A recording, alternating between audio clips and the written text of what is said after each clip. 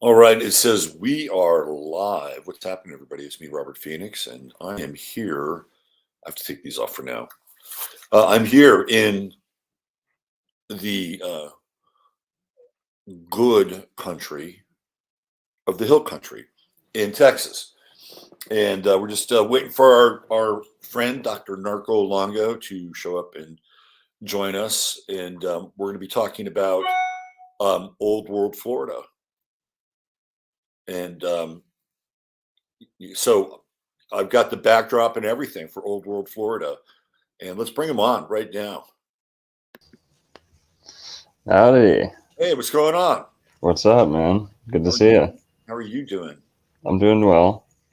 What do you think of my backdrop for ancient Florida? I love it. It makes me feel at home. You know how when people from like New York are like, "Oh, I can't go to sleep without like the trucks honking and beeping," and that kind of is like the same nostalgic effect on me. Seeing Yeah, old wrinkly people at the beach. the old wrinkly people. Yeah, so apparently these people are fairly well known. They're the I guess they're the Mats, MATTS or something like that, and they're certainly on the feisty side of things. They got something to say for the rest of the world. Like fuck you, stay away from Old World Florida. This is our turf. Uh, Oh man, well, so I wanted to do a really good intro for you, right? Like I of course I always run out of time, but my intro was going to be kind of built around this theme of Thomas Newton. Have you ever seen The Man Who Fell to Earth by any chance? I have not. Okay, you should see it. So Okay. Thomas Newton is this character that's played by David Bowie, and he just kind of drops in to New Mexico, and all of a sudden, these interesting things start to happen, and very quickly he begins to transform his immediate environment and has an impact on the world. And it's really a metaphor for in some ways Lucifer or the fallen angel. Not that I'm comparing you to Lucifer. Let's not. We That's don't want to okay. get in trouble here. That's all right. But that's kind of the metaphor. And in some ways, you remind me of that character, and that you sort of just dropped in about a year ago, from what I can kind of trace back. Mm-hmm. And I remember, I think I saw your first video. Correct me if I'm wrong, but the first video I saw that you had put out there was um, the Leo Nygren video where he's talking about the Bach saga, and the other guy whose name I forget, the really interesting guy. Mm-hmm. Um, Jim Chestnur. yeah, that's it. So that was the first video I connected with you. Where was that in your chronology of uploading your channel? I think that was about a year ago, almost exactly. That was my first researched video. But it wasn't I didn't take any of that video. No, no, So that yeah, was actually, I edited that and I right. put some visuals on top to give it context. And that was my first big video, first one over an hour. The only other one I had, or the only other ones I had before that was like I put Ben Shapiro talking through both ears, like different instances of Ben Shapiro talking through either ear, Right. and put it on like a binaural 432 hertz, like for quiet sounds for healing and deep, and I put it was like this schizophrenic like audio montage of Dude, Ben. that's avant-garde. It was, yeah, it was Yeah. very Andy Warhol, and that was before I was into making any of this content. So Yeah. they're still up there, but I did one with that, and I said, oh man, the cat's going crazy, but then I did another What one. kind of cat is it? What kind of cat is you have there? Oh, he's a ancient American oak leopard. Yeah. They're Of course, you'd have to have an ancient American oak leopard. no, I'm just kidding. He's What, what, we found him on the highway in Tallahassee, so that's oh, Yeah. Okay, he's a street cat. He's wild pattern. Like, you want to see him? Yeah, bring him over. He's eating right now, I think. Yeah, he's eating right now. All right, when We'll get he's him done, over. when he's done with his buffet, send him on over here. But blah blah blah. Finished video was my first real thought out video that I put some effort behind. Then I started talking myself more over the videos, and Right. so yeah, So I remember seeing that video, and I immediately subscribed to your channel. nice. And I actually took part of your video. I took part of it, and I built one of my shows around it. It was really the Leo Nigrin stuff, and I was actually talking about the eggs versus the balls, Yeah, and I was kind of building something around that whole thing. But absolutely fascinating. And then I began to see in very rapid succession lots of content begin to pop up. yeah, And you did a whole thing on astrology. I'm like, wow, now this guy's getting into astrology. Okay, we're getting into really interesting territory. And then really from that point forward, I mean, it has just been a rocket ride in terms of your viewership. What are you up to now in terms of viewers? I think I hit 34 yesterday. Has YouTube sent you anything yet? Like, attaboy, way to go, or No, oh, I okay. think it's 100 when they send you a plaque. Yeah, I think it is I 100 think. too. Right? Yeah. But yeah. I mean, whatever. It doesn't really matter, but it'd be kind of cool. Would you put it up behind you like everybody else does? Like, look at my plaque. I don't know. I'd hang on to it for something, but I don't think I would display it now. I'm always So, on the move anyway. So you're up to 30,000 people, but it's not just the people and the numbers. It's how your channel has grown and the content has. When I think of your channel, I think of like the roots of a tree, and oh, that the content is just kind of going out all over the place, and yet there is a central theme and a central core to what you're exploring with your content, which is really cool. I totally enjoy seeing you kind of connect with all these various people in terms of like that one live stream that I was on with you guys. mhm. So I want to go back to the channel. I want to go back to the content. I want to go back to some Sure. big ideas. Yeah. Okay. But I wanted to take some time to learn more about you here in the first part of the show. And you Okay. made me a little hesitant, like, whoa, hold on. I'm the mysterious Dr. Longo. But everybody who comes on this show, for me, I do like personal stories. And I think it'd be kind of cool to learn a little bit more about Sure. you and where you come from in terms Sure. of your origin story. So this is let's learn about Longo. Okay. Yeah. Sure. Let's talk about growing up. Right. Well, What was your childhood like? What were some of the things when you were a kid that you got into and enjoyed doing?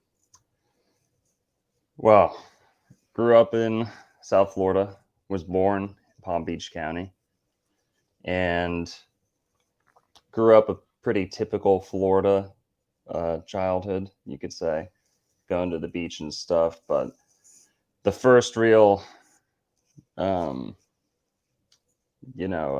distinct thing that would sort of set my brother and I apart was we started going hunting a lot with our father, and we spent a considerable amount of time outdoors. So we would be leaving Palm Beach County to go do that. We'd go up into North Florida. And so I grew up hunting and killing a lot of stuff, fishing and, shooting guns. I still love shooting guns, but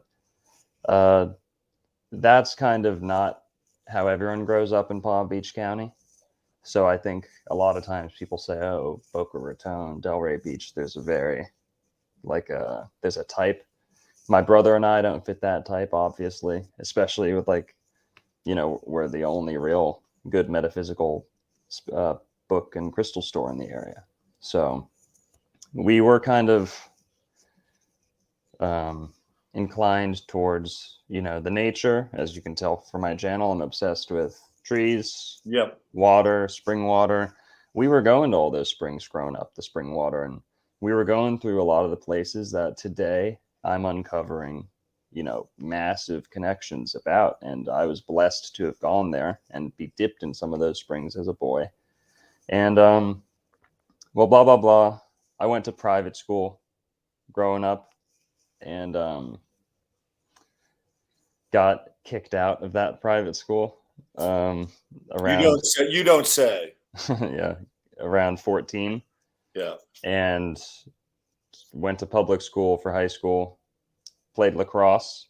Well, and this was integral to my childhood or later childhood, adolescence. What did you play? What position did you play in lacrosse? I was a goalie because Oh. I had the right personality for it. Because you have to. It's a very dangerous position. The balls go up to 110 miles an hour, and it's a pound of rubber, solid rubber ball. Right. So it'll break your toe if it hits your toe while you're running. Tip of your toe is broken.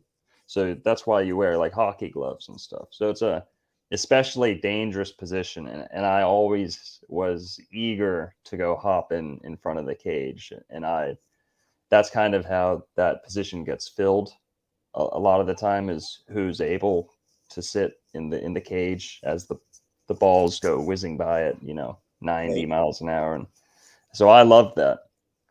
But there was another kid on the team who was as good, better than me. So my senior year, I ended up playing defense, and I was playing defense on and off too. So defense and goalie.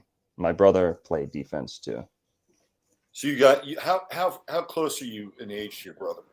We're 15 months. 15 months. I don't want to turn into a sports show, but I am curious. Yeah. What made the other goalie theoretically better than you? Well, I was more physical and more loud. I was a leader. I leaded the team. That's another thing about the goalie position. It's like the quarterback.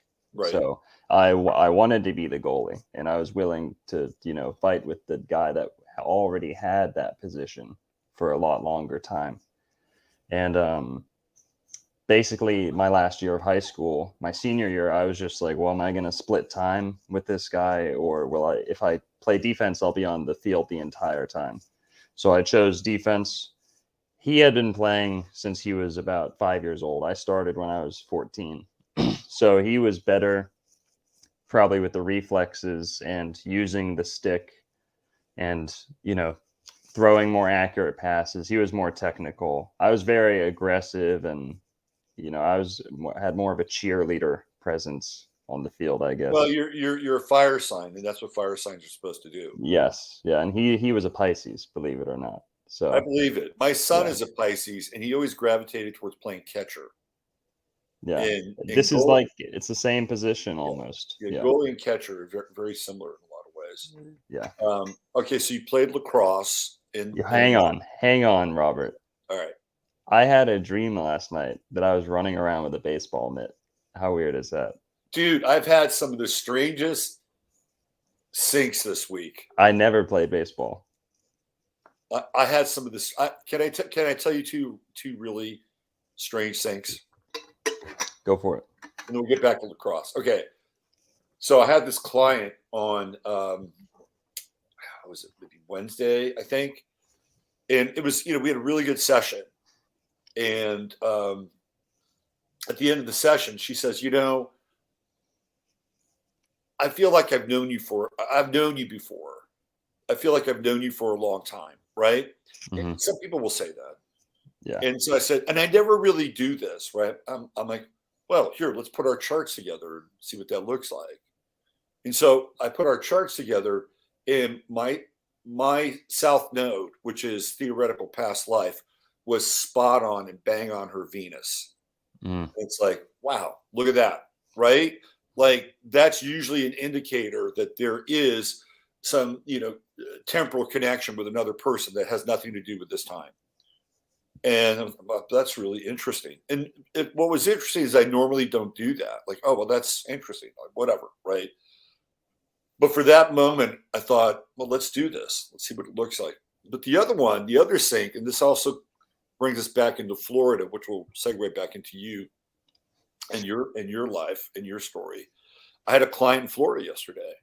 Mm. And for whatever reason, man, I've been watching these interviews with this guy named Jonathan Harris, who you probably don't know, although you might.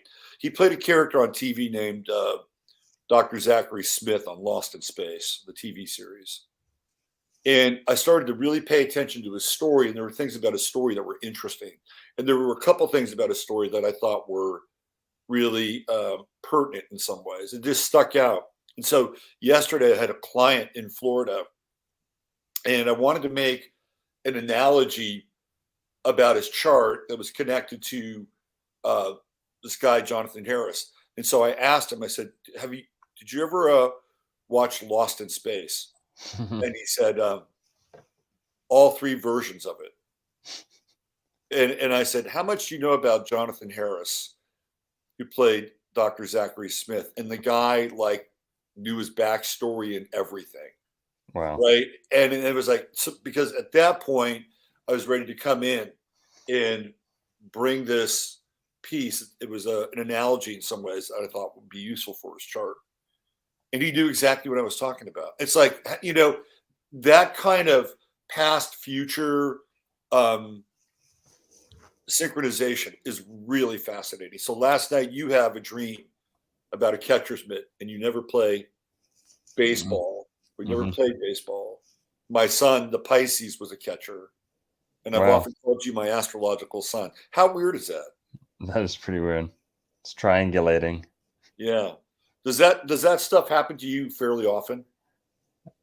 I mean, I hate when people profess how much stuff like that happens to them, but yeah, it does. And Go ahead. I'm sorry. Well, Jeff, a lot of my content is the crux of a lot of my content is the fact that we just go out with an iPhone in my van to a spot that we heard about and hope we bump into someone that's extremely cool or fascinating, and more often than not we do. So there's many syncs along the way that are kind of it's a little bit of a science now.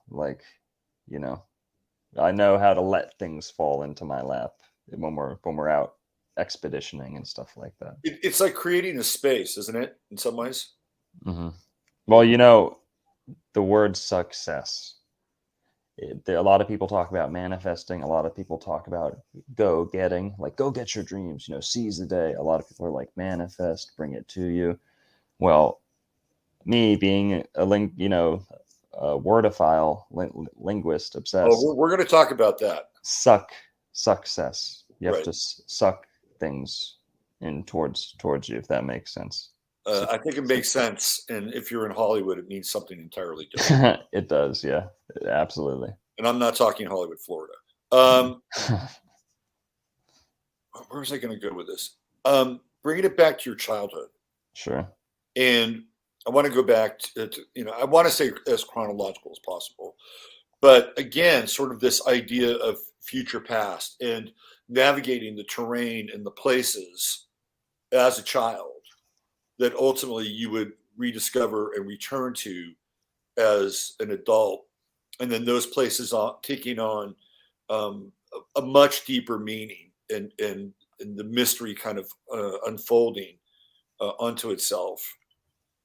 Talk about that process for just a moment. And maybe this idea that during those periods of time that there is a type of encoding going on.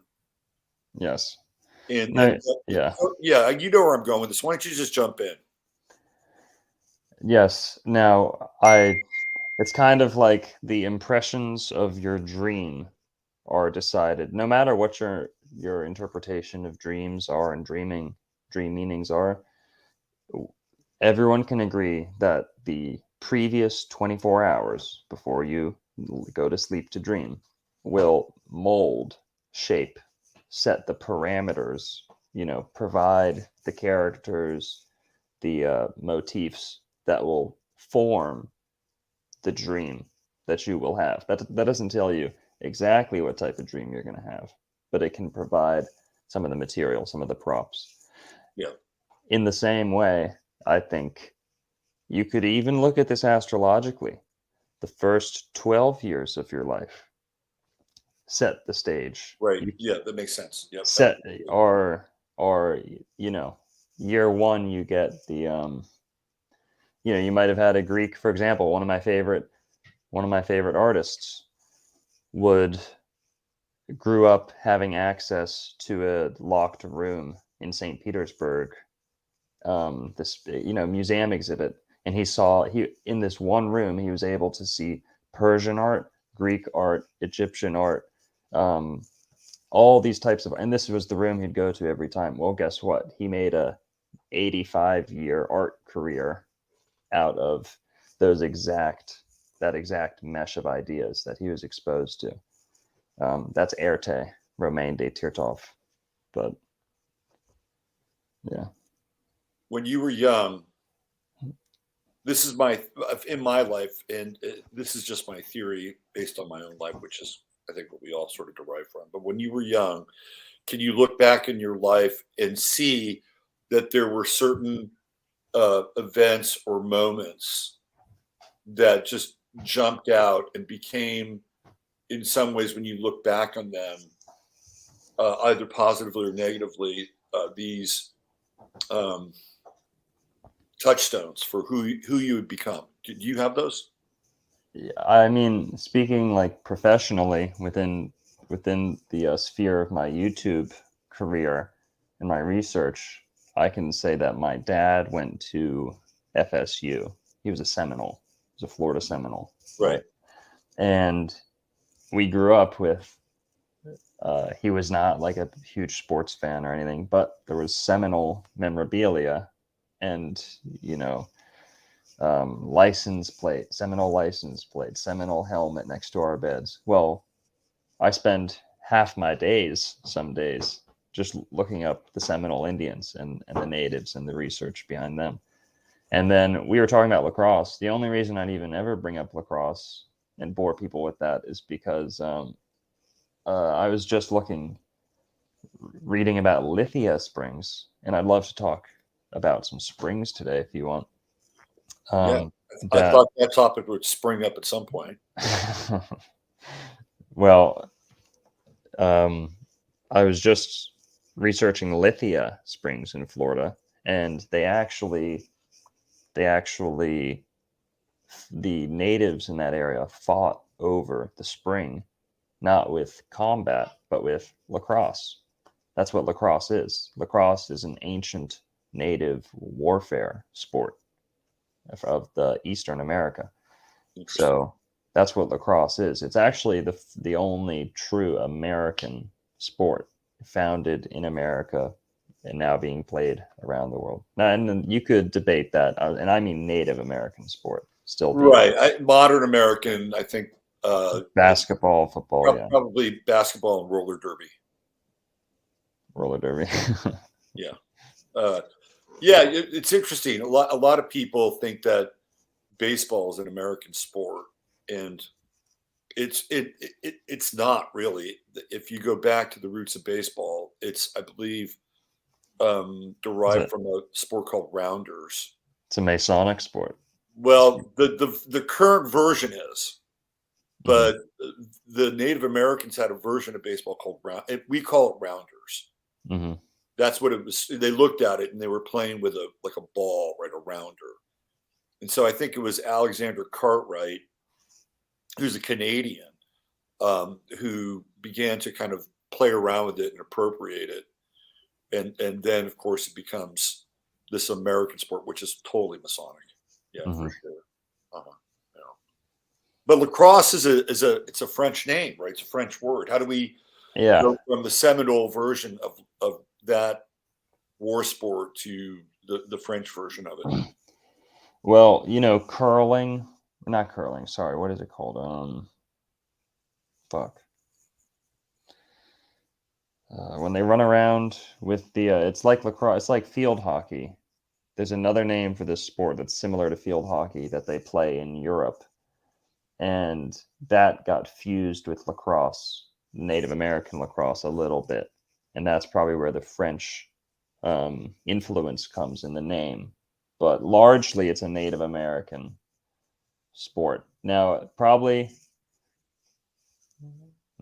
I mean, I don't know. I don't know the Well, the French official. version would be Lacroix, right? Wouldn't that be the French version of it, Lacroix Probably, or the Cross? yeah. Yeah. And now there's a water. Bring us back to water called Lacroix. Mm-hmm. Yeah, interesting. Okay, so you're in boarding school. You're having your masculine initiation through lacrosse. Yeah. What happens next? I was smoking pot in high school and taking psychedelics my senior year, and that definitely steered me in a different direction instead of going to a college for lacrosse, which was definitely on the table. That's what our mother was definitely pushing for. And my brother and I just did not want to, really, is what it came down to. And I went to college for marine biology, like a hippie would, Right. and We're in Florida. Why not? It kind of fits. yeah, and I was selling pot. I was a pot dealer for a while. That's Right. maybe not something people don't know about me, but yeah, slinging medicine in Looking the. at you, I would never think that you would have said that. So I was slinging God's good herb in the Garden of Eden. So Yeah. nothing wrong with that. So, did you graduate with a degree in marine biology? No, I actually got kicked out of that That's a college total Sag move, by the for way. for selling pot. Um, they found out that I got arrested outside of school, and they kicked me out of the dorms. Yeah. So they decided I was going to stay at that school, and they kind of decided, nope, you're not going to college. So And where were you? What year were you when you got booted? I was only a semester in. All right. I was, yeah, semester in my first year living at the dorms, and they told me this pretty fucked up actually. They said security guards came to my door and said you have a half hour to get all your stuff out, and I said I can't. There's no way. The halls are like this thin inside. I got three roommates. Like I had a fucking drum kit in my room and all this shit. I was like, I can't get this out in 30 minutes. They're like, well, get a backpack. So then that was the last I was ever in that school. I came back one time, and the whole dormitory had like raided my room for all the valuable, cool stuff. So, was And that at FSU? no, that was in the Keys. I won't say what school, but there's not Right. too many schools in the Keys. Is it okay? So, this is another word thing, and you Sure. probably have already stumbled upon it. But you have the keys, Yeah.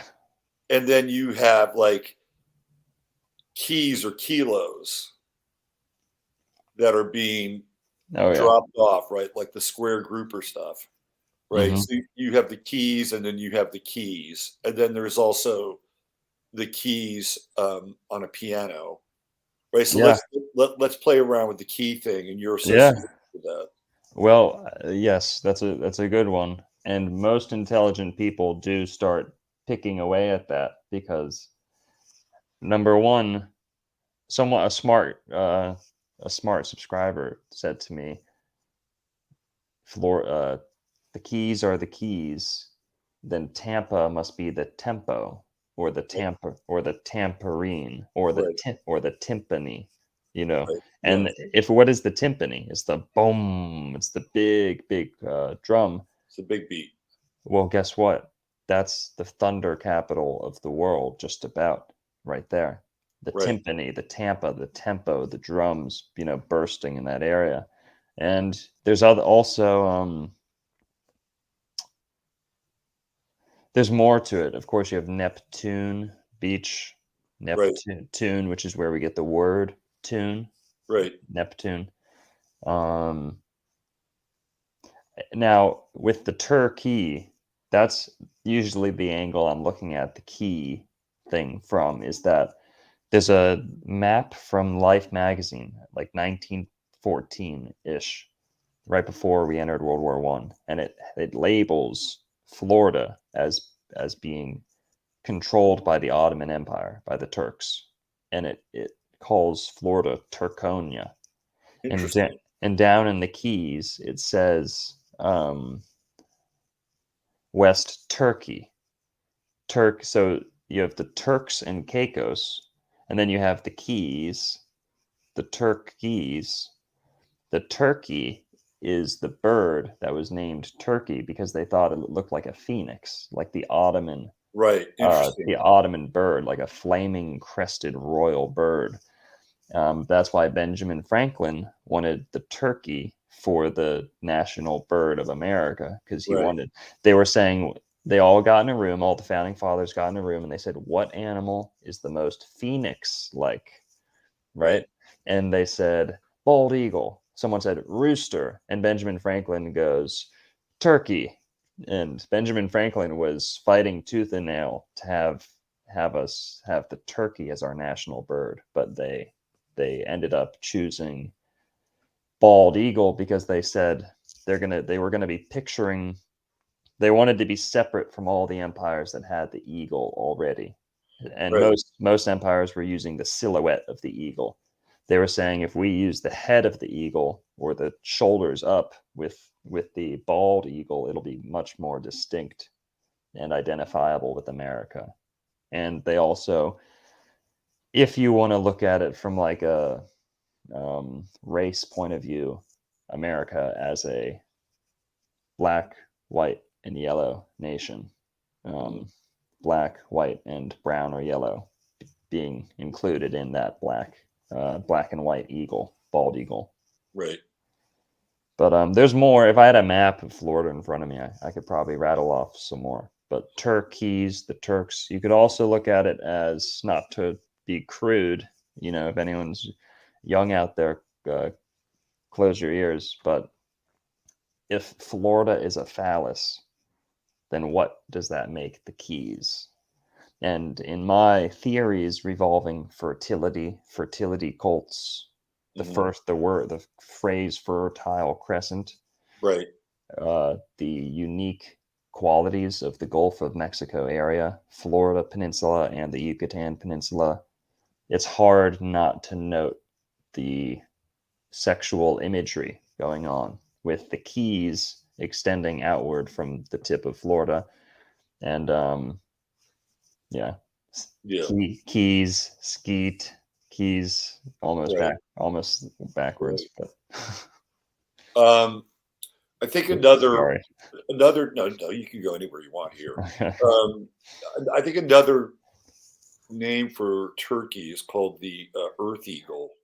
Oh, so not so sorry to cut you off. I just want to It's make, just punctuate that point about the you know, what does keys have to do with semen potentially? Well, the gene keys, the keys of the genetics, the keys of humanity, the right. keys to our understanding, etc., is in the DNA and such. So yeah. For, so my experience, by the way, when I went to the Keys, and I went there one time, it was a while ago, and I actually went on one of those dolphin cruises, Oh yeah. and I actually hung out with the dolphins. It was one of the best investments of my life. I spent $45 to go on one of these dolphin cruises, and it was pretty cool actually. But my experience of the Keys in general, like in the area that you go and hang out, Okay. was that it was populated by a lot of people from the Northeast, Right. like getting really intent on getting smashed. Yeah. And then the other strong kind of subculture of the Keys was gay. Yeah. Tr- So yeah, trans specifically. A lot of people think it's like a gay town, and it is, but it's like the Fort Lauderdale is like the gay capital of the East Coast. Well, Key West is the trans capital of the world, just about. It's the drag queen capital of the world for sure. You can walk down Key West on any given night and see multiple dozens of dressed up drag queens. And so those would be masculine men like wearing feminine stuff Right. for fun. And that culture, it very much is a culture, because these might be people who are sailors the next day, are teachers, or lawyers. My public, my fucking public, my public defender when I was in the Keys was a weirdo. Not to use that term negatively, but it's a subculture in the Keys where normal people who you would never bat an eye at if you were a sailor on a boat next to this guy, hauling crates. Well, that guy the next day, quite literally, might go dress up as a drag queen, and that in the Keys, in Key West, is extremely common. So that's not why I was there, but right. Well, you might look kind of good in a formal gown, depending on the color, right? Mm-hmm. Right. All right. So I was just curious too about, well, if there's keys, there must be a lock somewhere. Yeah. And there is a Lockland, Florida. Yes, sir. There's Lockland. There's many locks in, we have a canal system in Florida. They drain the Everglades. How they do that? With locks. You also have, here's a good one, Palatka. In my videos, I point out how Creek Native American tribes that descend from Creek or Cherokee or Southeastern American Muskogee tribes are actually linguistically, sartorially, religiously, mythologically, you name it, are directly related to the ancient Greeks who were in America, who did leave things behind, a lot of culture and language. I had a client this last week. Yeah. It was last week, and she watches your content. We actually talked about that. Oh yeah. Yeah. That's Palatka. We have a city in Florida called Palatka. That's a native word, we're told. Native Creek with a C. Creek. Right. Yeah. Palatka. There's a T in there, but if you say it, it's Palatka. Then there's a Greek word, plaka. Now, Palatka means crossing, bridge, walkway. Okay. Yep. Plaka means crossing, walkway, or sidewalk. Plaka, walkway, like a plank, a plaque. You walk down the plank, right? Right. This is plaka, and it's the same in both ancient Native American and ancient Greek. And there's a city in Florida named that.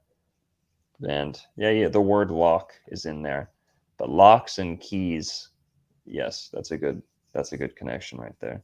Okay, let's play with this a little bit more. I still want to go back to when you get kicked out of college. Okay. Let's play with this a little bit more. Let's return to Tampa, or the timbre, the tempo. Mm. And then on the other side of it is St. Petersburg. Yes. And there's a bridge that connects the two. Mm-hmm. And I think just the naming of the two places in some ways couldn't be more different. And yet, I'm sure you've looked into it and you've probably found some kind of connection. What is your take on these two distinctly different kinds of areas that are connected to one of the longest bridges I've ever driven across? Yeah, I love driving across that bridge. I would say I don't have much to link the two or to compare the two, but I'll say that St. Peter is the usher of the afterlife. Right. I hope St. Peter don't call my name. St. Peter, It's written into almost every song pre 1970. St. Peter embodies death or the afterlife, or Right. crossing over. Now, Right. you would be amazed at how many spiritualists laud and exalt St. Petersburg as if it is the go-to stargate. I don't use that terminology a lot, but people say it's a stargate, it's a portal, it's a five. I think that stuff is overused. Yeah, it's played out, and Yeah. it's yeah. But I'll say St. Petersburg is a hotspot. Now, St. Peter, this is Jupiter, Peter, the Potter, the Padre, Yep. Harry Potter with his lightning bolt chakra, St. Peter, the first pope after Jesus, ushering in the afterlife, the sign of Pisces, the fish. And there's the bridge to the other side. And Peter, how can we absolutely drill this point home? Well, guess what? That spot is the sinkhole capital of the world. Interesting. Now, I know I say capital, the blank capital of the world a lot. Well, it's true. St. Petersburg, Tampa Bay area is the sinkhole capital of the world. So nowhere else on the planet will you find more frequent entrances to the underworld, to the afterlife, this underworld that St. Peter would be associated with. Right. Like he either raises you up or casts you down. Mm-hmm. I just out of curiosity, what is on the other side of St. Petersburg geographically? So what do you mean? So if Tampa's here across Tampa Bay, There's and St. then you Petersburg. cross, then St. Petersburg is like the peninsula within the peninsula, dangling Right. down into Tampa Bay. If you Right. go west of that, you hit Indian Rocks Beach. Indian Rocks Beach, which is Indian Rocks are the Saxor stones that I'm talking Right. about Yeah. all Yeah. the time. And if you go west of that, there's actually, if you go all the way across the Gulf of Mexico, if you wanted a good Tampa connection here, there's Yeah. a city in Mexico called Tampico. Right. Tampico. Tampico, right? It's almost right across the Gulf, straight shot from Tampa. Interesting. All right. Let's go back to college. Okay. I think this is kind of how we're going to weave this thing today. So you get kicked out. What was the fallout like with your parents?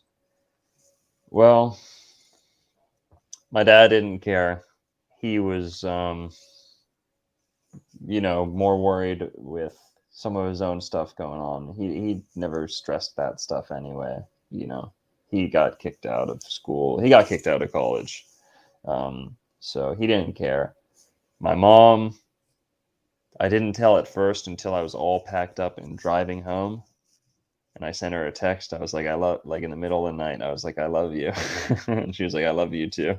And then the next text was like, I just got arrested. By the way, how did you get ratted out? How did they find out that you were corrupting the youth of your Okay. You want to really tie things all in together here with let's do it, man. Freemasons, trannies, and this, and all of it. My doom, my downfall. Well, I was buying the good weed up in Palm Beach County from my brother, and I was bringing it. And we don't sell any pot now, by the way. We got in trouble, and we do not sell any pot. I smoke weed now. We don't sell any pot, just for anyone wondering. Anyone who's looking for the hook, Yeah, you're not going to. Basically, my brother at the time, or my friend, we'll just say my friend, was up in Palm Beach County, and I would get the weed in Key West is like literally Cuban weed. It's so close that they get their weed from Cuba, and it's like dirt. It's terrible. You have to smoke ragweed back in the day. Yeah, it's like that square grouper weed. It hasn't evolved since the 80s. Like that's still how they get it. Like a like a bag out of the airplane. Seriously, I have friends that are kayak guides who run a kayak. They still run across that stuff. Oh my, you wouldn't believe it. And they're party bros. So they actually sink their teeth into this stuff when they They don't find care. it. But basically, so where were we? I forgot. We were You're smoking talking weed, about Freemasons ironically. and Oh, you're being okay, yeah, busted. Yeah. right. So yeah, I'll tie it all together. So I was getting the good weed from Palm Beach County. I was bringing it down to Key West and selling it in my dorm to all the kids, right? My peers in school. And everyone was pretty stoked about that because it was, like Colorado quality always finds its way to Palm Beach County. So Right. Palm Beach County is like the weed capital of Florida. And basically, my friend who was selling pot in Key West before I got there, we decided we were going to team up together. Okay. Always consult your astrologer before you team up with someone to drug deal with. Always. So he was selling weed, and I said, "Oh, hey, if you let me keep my stuff at your house, I'll get you the good stuff from Palm Beach County." Because I lived in the dorm, he lived he lived off campus, so it was better for me to keep my stuff at his house. And we had our dorms searched every so often, and so we made a deal, and it was beneficial for both of us until that guy, I kid you not, that guy who we played music together in his backyard, like, we play guitar You were together. bros. You were We bros. were bros. Okay, we were bros. Thank you. And basically, we would talk conspiracies. I was still the same guy back then. We were always talking conspiracy theories and Illuminati this and Freemasons that.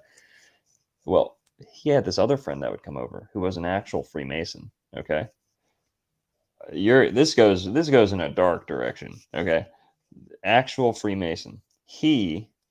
Gets he gets my friend, and what was his name? CJ. His name was CJ. Okay, and I have two CJ friends. So other CJ, if you're out there, you'll know I'm not talking about you. But this other CJ from the Keys, he basically was on my side, like, oh, conspiracies, ooh, the government bad. We were in college, but that was our mindset. Our other friend, who was a Freemason, said, bro, don't you want to join the Illuminati? Like, wouldn't you rather, like, you're finding all this stuff out, wouldn't you rather be on that side? Like, you want to be with the cattle, you want to be with the chattel. He was a Spanish, from Spanish royalty, who had a place in Key West, and he just lived there while they were off in Spain. So this kid, up to no good, was just doing like black magic in his parents' mansion in Stockton Island, Key West. Joined the Freemasons. And I know this does not reflect on every Freemason. I know Freemasons who are good guys, and I know there's good lodges out there. But he um he joined the Freemasons. Okay, he'd been a Freemason for years. He still has. And by the way, this is where I'm going to clue you into where this is going. The Freemason I'm talking about, now she Oh, wow. still has their Freemason tattoo Interesting. on their bicep. Okay, now that he started corrupting my friend CJ, and my friend, I shouldn't have even said any of their names or what island I was what island I was on. But You're good. Nobody okay. watches this channel. That's not true. You're just immensely shadow banned because you drop way too many keywords. But whatever. Um, basically, he says, my friend CJ says, okay, well, I think I'll give it a try. Like, I'll go give the lodge a shot. Okay. And I was like, what are you doing, man? He's like, what's the big deal? Oh, And I'm going to come out right now and say, I know this is not indicative of all Masonry, but the coincidences here are pretty weird. So he goes to Freemasonry, joins, quickly becomes initiated, and now he's up in the ranks, and he's going to the lodge every couple days.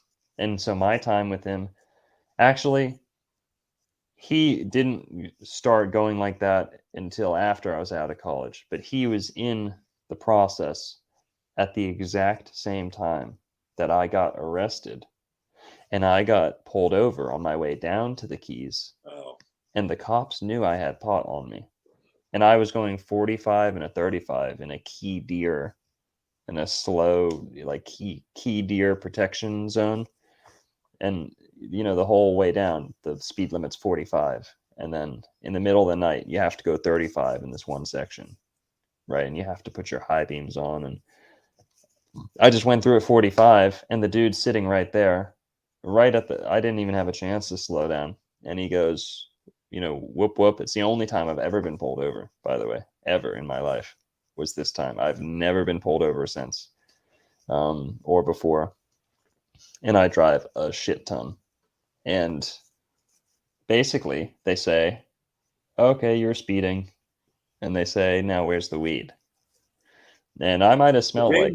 so they may have been fishing using kind of Now, a key now, term. They may have yes. known too, right? Yes. Now I came out clean right away, so I didn't test the waters there, but because I had a quarter ounce of weed, so it was a not so great amount to be charged with, but I knew I wouldn't be thrown away and forgotten about, so I just came out clean.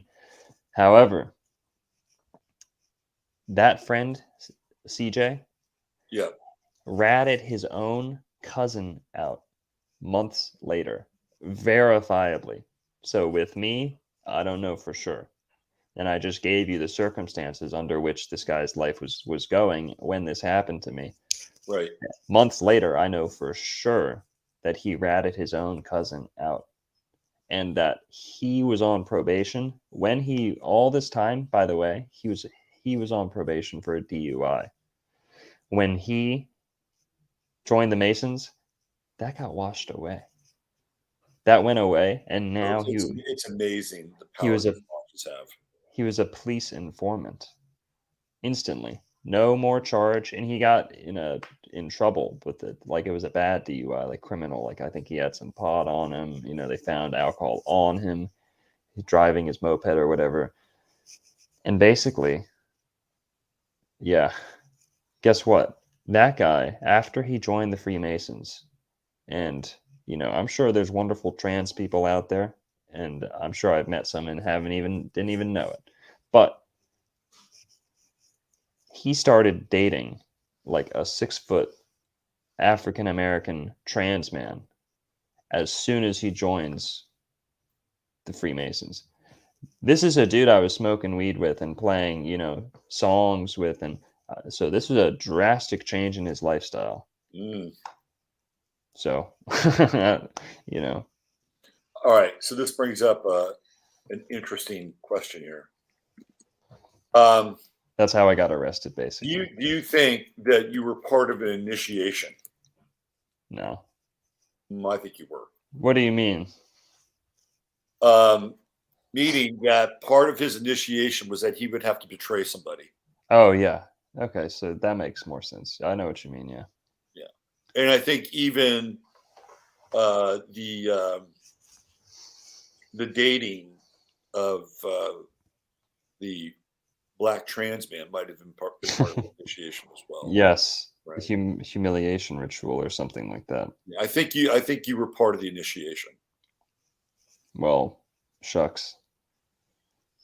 It's got all these really biblical overtones, right? Like you guys are hanging out, you have your own sort of bubble, like the Garden of Eden, and then the snake enters.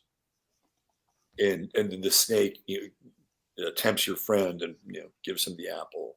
He bites the apple. Oh, right? let me yeah, real quick. Last point in this whole thing. That snake, that friend who introduced my other friend to the Masonic Lodge, Yeah. he is now a full she. Fully. Fake ass, surgically enhanced, but completely changed their name, completely doesn't talk to their parents, completely changed everything except for the square and compass tattoo on her. Well, his arm. The mascot for all of it is Baphomet, Yeah. right? Baphomet's the mascot, and when you look at the most common depiction of Baphomet It's tits and a dick. Yeah. So there you go. By the way, a lot of cops are Masons. Oh, they all are. Every sheriff's office is honorable Freemasons, honorable Masons, honorable members of the lodge. Yeah. And then your friend even has the 40 pieces of silver, right? And betrays you. Yeah, he did. So the whole thing is very biblical. You know what's crazy is that cousin that my friend ratted out that we all know for sure. There was a police report, his mugshot, everything. Right after that cousin tried to warn CJ about me because I got arrested under mysterious circumstances. And that cousin was hell bent on, be careful, bro. He just went down. Watch out for yourself. He might be talking on you. Months later, that cousin gets put away for some more serious stuff than me. And we know for a fact it was because he got ratted out by his cousin. Yeah. God, what a culture of betrayal. It's good that I was thinking about he was spending less time with you making music and stuff, right? Because he was going to the lodge. Yeah. And so have you ever read the stories of Freemasonic divorcees online? Have you ever read their stories? No. There's a whole sub community of women who have divorced from their Freemasonic husbands. Wow. And the common theme is that they kept spending more and more time away from the family. And ultimately they find out what's going on, which is, they're involved in all this, kind of, sordid, group sex and hiring hookers and all the shit. That's part of it, right? Yes. So you were on your way to becoming a jilted Freemasonic lover or Freemasonic wife. That's what happened. And you got cut out early enough. Yeah. Awesome. Yeah. Yeah, man. So what happens? Now, what do you do with your life after that? Well, had to keep selling weed. So basically, that's such a sad thing, by the way. I was 18. Yeah. All I had at this point was my Hyundai Sonata, 2012 Hyundai Sonata. This was around 2015 or 2016. Mm-hmm. And I had to leave college. I chose not to go back home to my mother because I didn't. She wanted me to live under certain circumstances, wanted me to go back to college. I said, no way. So I went off on my own. My dad did not have a place at the time, so I could not stay with him. So I did have to. No, I didn't have to. I could have done anything, but I wanted to maintain my lifestyle by selling pot.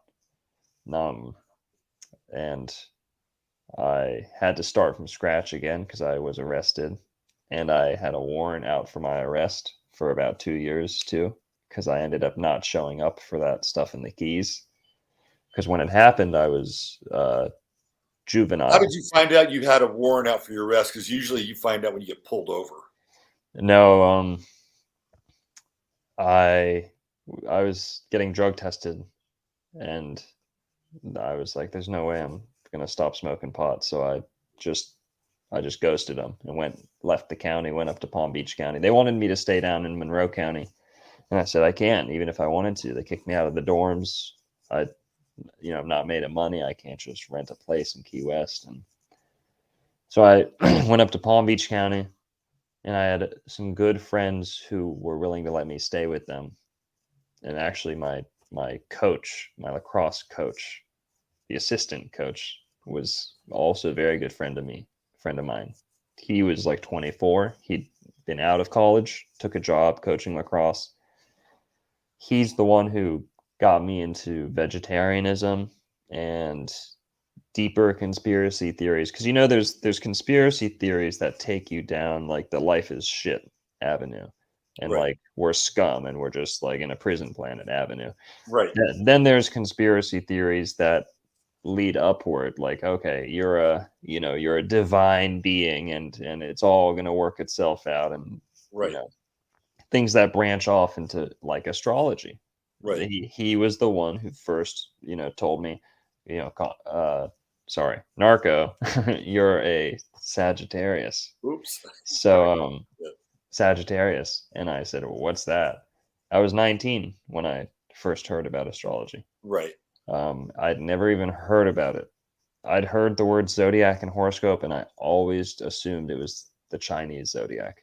I Right. had zero conception. Within a week, I was probably asking everyone what their sign was when I met them, and Right. I became an astrologer, not a practicing astrologer, but I knew my life was going to revolve around it. So that's that friend. He invited me to stay with him. I was actually with him the night I got arrested. He was letting me stay at his place when I was visiting back from college. I left to go drive back down to school with some pot in my car, and they pulled me over. Right. And that friend invited me to stay with him, and I was staying with him, and he was letting me sell weed out of his place too. He eventually let my girlfriend come stay with us there too. He eventually let my dad, who was homeless at the time. What was his sign? Andrew, Yeah. Gemini. So we were like yin, You're yin opposite. yang. Yeah. Yeah. Opposites. Interesting. Very And interesting. he was, this was, so if you look at this room that I'm in right now, Yeah. okay, this place that he was renting was smaller than this room. And we had 4 people sleeping in that room. And we did that for almost a year, 6 months to a year, in Boca Raton, Florida, my hometown. And we were just living in this room. Not even a bed. There was one mattress on the floor, a couch, a rabbit, a cat. Yeah, 4 people. And I was selling pot out of there. Eventually made up enough money, saved up enough money, started staying at my girlfriend's house, selling more pot, saving up more money. I saved up enough money. And then I was saving up a lot of money, and then my girlfriend totaled my Hyundai Sonata in the middle of all this. Like, I've got a warrant for my arrest. I'm keeping my head low, going from friend's house to friend's house, Right. and just started walking this path that I'm, kind of on today. And my girlfriend goes and totals my car, texting and driving, picking up a pizza for her to bring back to the house. Right. Totals my car, injures the person in front of her. Okay. And basically, my life kind of got jumbled around then again. But I had a bit of money because I was selling a lot of weed. So I bought a van. I bought a hippie van, right? Like a red Dodge 1998 or 88 van. Right. And so then I became the happy neighborhood drug dealer with the candy red van that was impossible to miss coming down your street, once a week. Going. Did you play music like the ice cream trucks when you were? No sound system or AC or power steering in that van. But I had a van like that one time.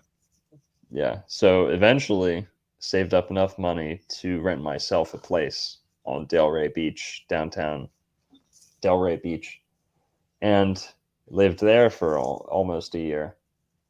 And then yeah, my dad passed away when we were living there in that house, staying with us. And I was away at a music festival, thank God. But my friend, the friend I was telling you about, actually found my father. So after that point, my relationship with that friend just like crumbled. And he went back after that happened. He went back on his vegetarianism. Up until then, he was like a diehard vegan, right? Like healthiest person I've ever met in my life. He cycled like miles a day, yogaed, Right.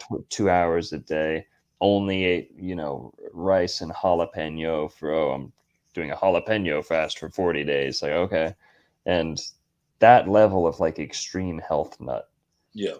And then finds my dad dead, and then boom, he's drinking beer at Miller's Ale House, eating chicken, like, infinite chicken wings till he throws up on the table, like complete 180 in lifestyle. And he's somewhat still living that lifestyle. So That's kind of a Gemini thing, though.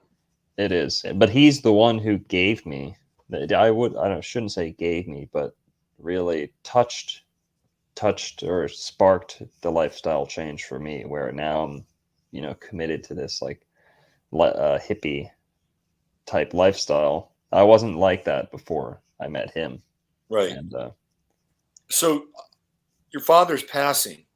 yeah. Did you have any sense that maybe he was not well, or was it really shocking? What kind of, what went down with that? I mean, he was an alcoholic, so he had been. This was years in the making of, bad nights, bad months, bad Right. periods where he was in many conflicts with his exes that he'd been with, and legal battles, and he was a stockbroker. He was very wealthy when I was born. Yeah. By the time he died, he was penniless. So it was all drinking, really. He was an alcoholic. That's why I've never been drunk in my life. I've had alcohol in my mouth maybe 5 times ever. Right. Yeah. I've never drank to the point of I have not consumed any alcohol, even a beer, a seltzer, none of it whatsoever since I was 17 or 18.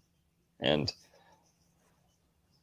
I don't drink whatsoever. I smoke weed like Willie Nelson, but I will not touch alcohol. I think it's one of the worst things someone can do to themselves. Of course, I'm biased because of what's happened to me, but that's some of the fuel behind my research, you could say, is my dad refused to get healthy. It wasn't just drinking, his diet too. If he was eating healthier, he, um, so that made me really commit to a health That lifestyle. seems like very scorpionic behavior, by the way. He is a Virgo, Scorpio moon, Libra ascendant. Yeah, the moon. And Like there was some Scorpio in there. Scorpios will do that. And he was very Plutonian yeah. in many ways. But I knew he was going to die. And there had been so many times that I'd found him, on the floor, passed out or bleeding from the head or something, that I thought he was dead, that this was actually like a relief. There was no grief when he died. He was so far gone health-wise and did not want to live that I think God blessed me by having it happen when I was away, out of town too. But So all he was a Libra rising. Is that what you said? he now my grandma gave us a chart that shows him as Virgo Libra cusp.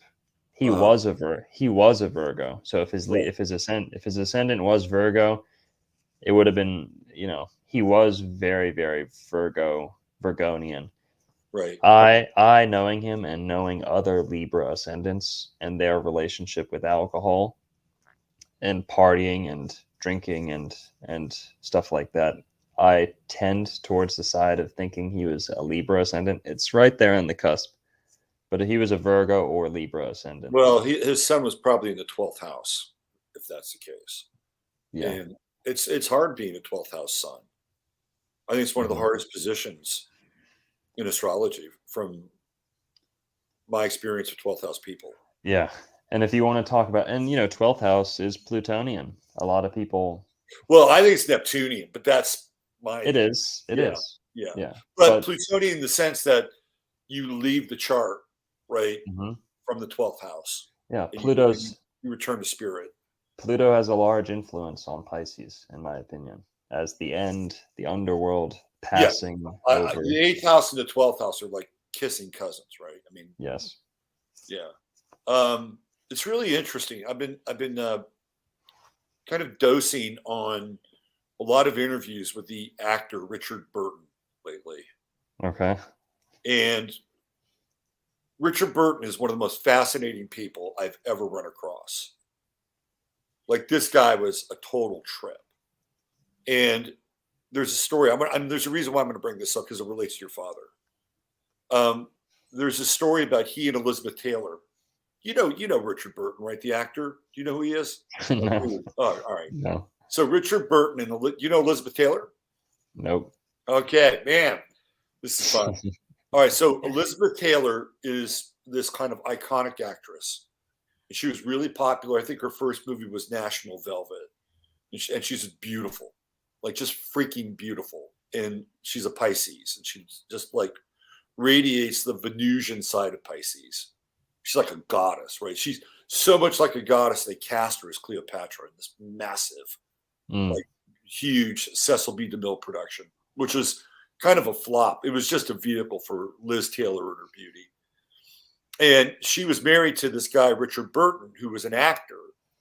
And they have famously one of the most tempestuous marriages in Hollywood history. In fact, they were married twice. They did a lot of films together. Who's Afraid of Virginia Woolf? Richard Burton came from a coal mining town in Wales, and he was the 12th of 13 children. And one of those children dies, so there's 12. There's your number 12, Richard Burton.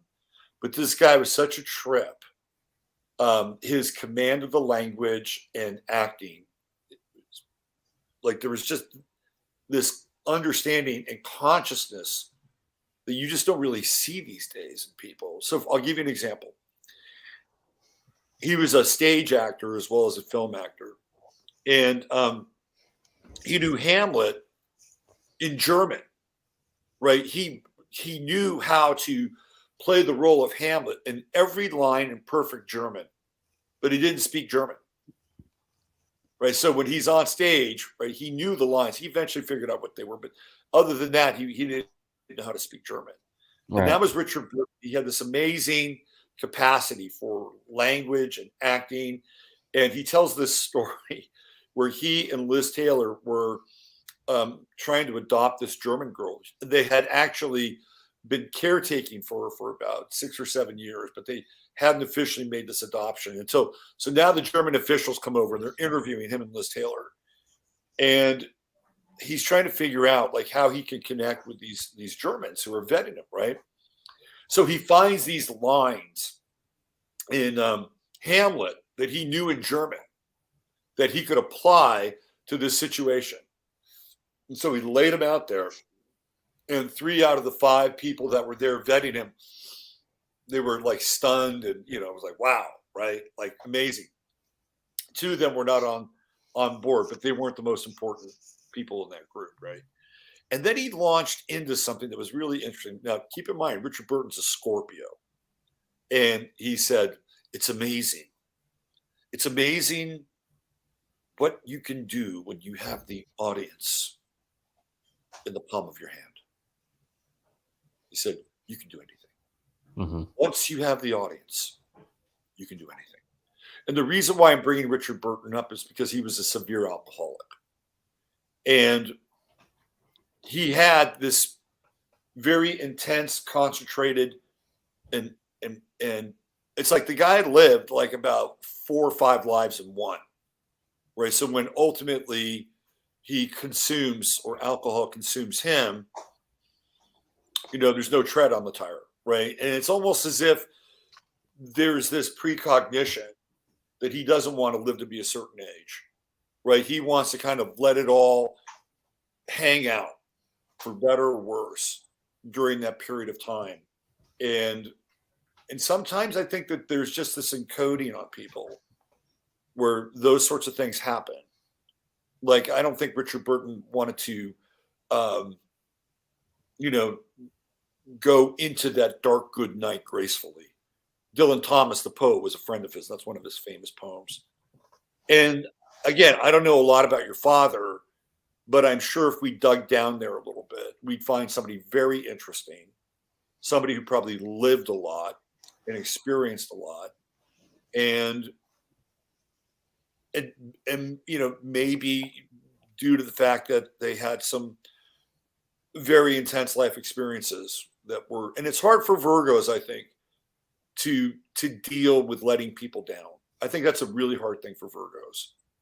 There's this perfection that Virgos are striving for, and anything less than that sometimes can be very challenging. But sometimes when we see people go into self-destructive mode, I almost feel like there's something, when you look at the Richard Burton model, there's something about that is almost like a code that's supposed to go off at a certain point in time. For whatever reason, it may be difficult and hard on other people, but you look at his life, man. The guy lived an incredibly diverse, eclectic, impactful life, and Richard Burton died when he was in his 50s, right? So do you feel like your father had that kind of life? Like he had this very dense, sort of packed period of experience? Yes. Yeah. Yeah. He was a gun smuggler for a period of time. Oh, here we go. Like the father, like son. To the IRA. There is, I'm telling you, man, right? There's some truth to this. Yeah. He was he sold pot like me. He was in Square Grouper. Right. He was in those circles during that time. He met Barry Seal. He knew Barry Seal by name. So there you go. In South Florida in the late 70s, 80s, he was a game warden in one of these national forests in Florida, and they would drop bales in that national forest. And there's one guy responsible for like thousands of acres in the middle of the night, and he would be that guy a lot of the time. So he was also a stockbroker. He was a stockbroker. That's why he was so wealthy when I was born. Yep. Also, and there's a lot that goes along with that lifestyle. Yeah, and and he would always say, "I've taken every drug under the sun, and there's none that will corrupt you, ruin you, and especially hurt the people around you more than alcohol, because a heroin addict is like it's crisis. It's a when it's detected, it's alerted as a crisis. When alcoholism is detected, it's permitted to run amok for decades until the absolute worst circumstance finally is reached. But so he would always say, you can take any drug you want to, but never touch alcohol. The crisis with heroin is usually socioeconomic and people that can't afford it and they have to steal to find their fix, and then they impact other people's lives. But it's not the same as alcohol. Alcohol can leave a lot of carnage in its wake. I see a comment, Wolf of Wall Street. He lived a very Wolf of Wall Street life. See, there you go. Very much so. Yeah. Very much. And hunting, fishing. He told me once that he lobbed, when he was in Ireland meeting with the IRA. Yeah. He lobbed a Molotov cocktail off an overpass at a British convoy with a bunch of his IRA buddies. Not many people can say that. So, and my uncle was there with him too. So yeah, I mean, he did a lot of stuff, a lot of cool stuff. Lived fast. Well, that's it. I mean, I again, that's the Richard Burton model. Like the guy just knew that he probably didn't want to grow old, and you live fast, burn hot, and then at a certain point, it's like, okay, well, what's left? Because there is a diminishing capacity of the body as you get older. He was, I'll say this, he was very much a Charlie Sheen Virgo. He was was a salesman in Right. essence, you know. So stockbroker is what he ended up as. Charlie Sheen is a Virgo. You know that, right? That's what I mean. Yeah, Yeah. Yeah. he's the Charlie Sheen. You know, can put it all together when the lights are on, but if he's rattled, he can become like the paranoid, drug fueled, you know, hermit that, you know, is peeking through the blinds, won't leave the house for, you know, 7 days, and but he could be like that. Well, I had that side of myself as a Virgo, but I wouldn't say I would fall into the paranoia, but I definitely had some very wild and rampant periods in my life. Um, You almost look like you could be on the cast of Two and a Half Men. Me, maybe. That's funny. So would it be fair to say that you're more like your father and your brother maybe more like your mother? Is that how it kind of got divided up a little bit? You know, I mean, if we're excluding if we're putting astrology in the cabinet, if we're locking it away, Yeah. then in essence, I would say in appearance, I'm more like my mother, Yeah. and I'm more stern, and I can be very martial. I can be very, you know, this is the way it needs to get done. I can be very controlling Right. if it's like my professional sphere or like a creative endeavor, and my mother is very direct, stern, and I share in those qualities. That's hard to see from like my YouTube channel because I'm all like probably I'm always I don't stoned. know, man. You're very consistent and you're really hardworking, and you have to have some of those qualities to create that level of content and Yeah, at the level of quality that your content thank has. You're not thank just you. throwing shit against the wall. Well, thank you. Yeah. But in terms of interacting with people, my mom can be much more cutthroat, and the biggest takeaway between my brother and I'd say, is that my brother is more cool tempered. He's a Pisces. My brother's a Pisces. So if we bring astrology back into it, my brother's a Pisces. So my father was very motherly and nurturing and you know, intimate and very everything you'd expect from your mom. And then my mother was very fatherly and orderly, and you know, this is laid the law in the house, and was more concerned with punishment and discipline than most mothers. And she you know, she was the saving grace, of course. Like if she was just along for the ride with my dad, I'd probably end up like a, you know, trailer park, like a junkie. But she was always maintained like a lifestyle, you know, Palm Beach lifestyle on the side. That kind of. What's her sign? She's a Gemini. Oh, so you guys had the frickin' mutable Grand Cross family. Yeah. Yes. Sag, Wow. Virgo, Gemini, Pisces. Yeah. Good point. I never thought about that. Wow. But so I forgot what we were gonna say. But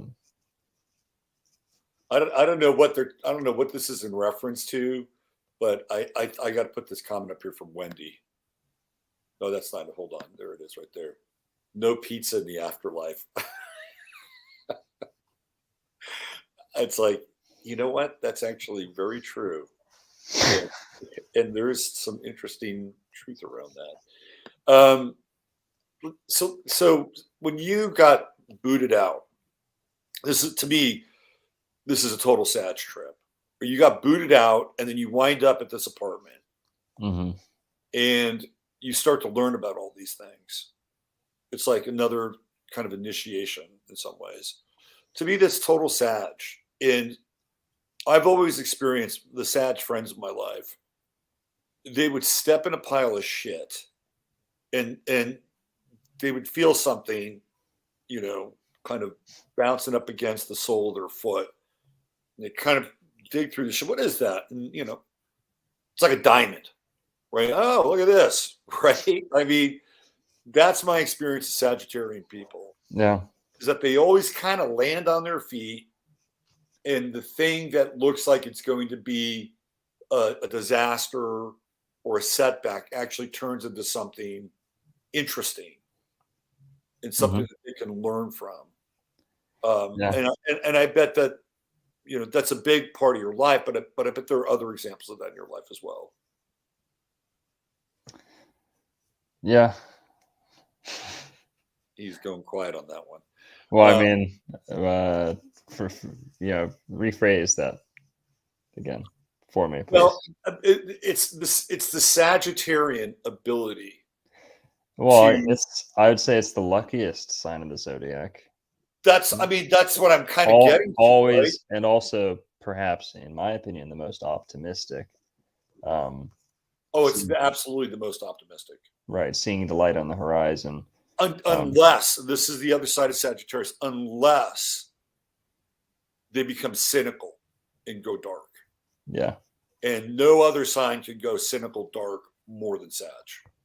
Hmm. When Well, when they I think socially they can be very cynical because they, if there's a lot of fluff going on around them as a Sagittarius, I feel like I want to be the negative Nancy. Like, oh, what are these people talking about? Like, it's too positive in here, like it's too flowery, and right, we got to bring an edge to this conversation, maybe. absolutely, So yeah, in that sense, in provocateurs, if you ever thrown on the Jersey Shore, there's two, yeah. The there's show, the there's TV show. yeah, there's two Sagittariuses on that TV show.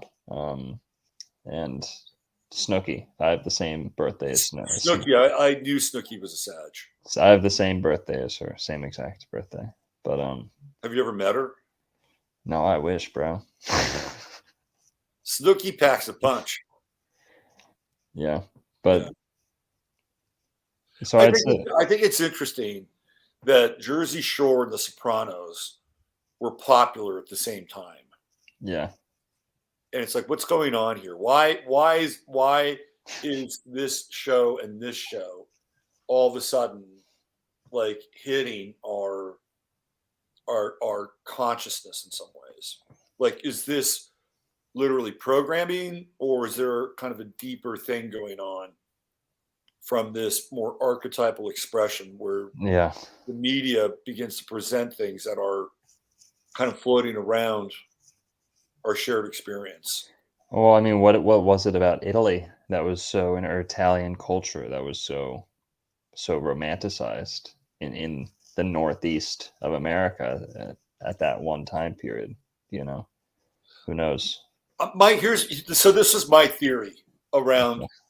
why those shows were popular is because they represented an extreme version of this idea of a family, right? Like The Sopranos, they're a family, and there's like layers and rings of the family. Hmm. Like you have the nuclear family, and then you have the other family, like the mob family. And even with Jersey Shore, they're a family, right? They're Oh kind of a yeah, very dysfunctional family, but they're a family. yeah. And I thought to myself this was during that time, right? I'm like, this was the images that we were getting, and people were resonating with those images because of the strong ties and like the blood and the rituals of the Sunday dinner or whatever, or in the Jersey Shore case, a ritual maybe going to the club or something like that. Hmm. And it felt like Americans were deficient in those things. That's a good analysis. It is. And it's like I don't know how well established. I was not that old when I think Sopranos first started, but I don't know how well established that kind of Guido culture was before then, but it was certainly established after then because in South Florida, literally a month after the first Jersey Shore episode aired on MTV, every single kid was going to American Eagle, Apostle, Abercrombie. Um, I forget the names. I might have said one of those wrong. But the mall stores, like all the stores that used to sell Beachy like frat kid stuff were now selling cargo shorts below the knee, tank tops, Right, that right, are right, right, stuck to your body. And it's like right. Yeah, every single kid was wearing that stuff yeah, in South Florida after. yeah, yeah. And there was also something about like even codes. Like the mafia has codes, and the codes were you don't sell drugs to kids, Mhm. right? You don't do that, and you usually didn't inflict damage on women and children, Right. right? And at that time, we were starting to drift into a space where there were a lot less codes, and so I think people resonated with that in a lot of ways. Are you getting cues from your producer? No, my girlfriend. Just Hey, where's that cat? Let's see that quick cat. word. Okay, let's see that cat. Natasha. Yeah, it's okay, baby boy. Come here. Meow. Meow. Oh, gray striped tabby. Oh, What a handsome dude. yeah, big boy. Still got his equipment. Wow. All right. He's intact. Wow. What's his name? Arion. Arion. Yeah, like the Greek poet. Yeah. What a handsome guy.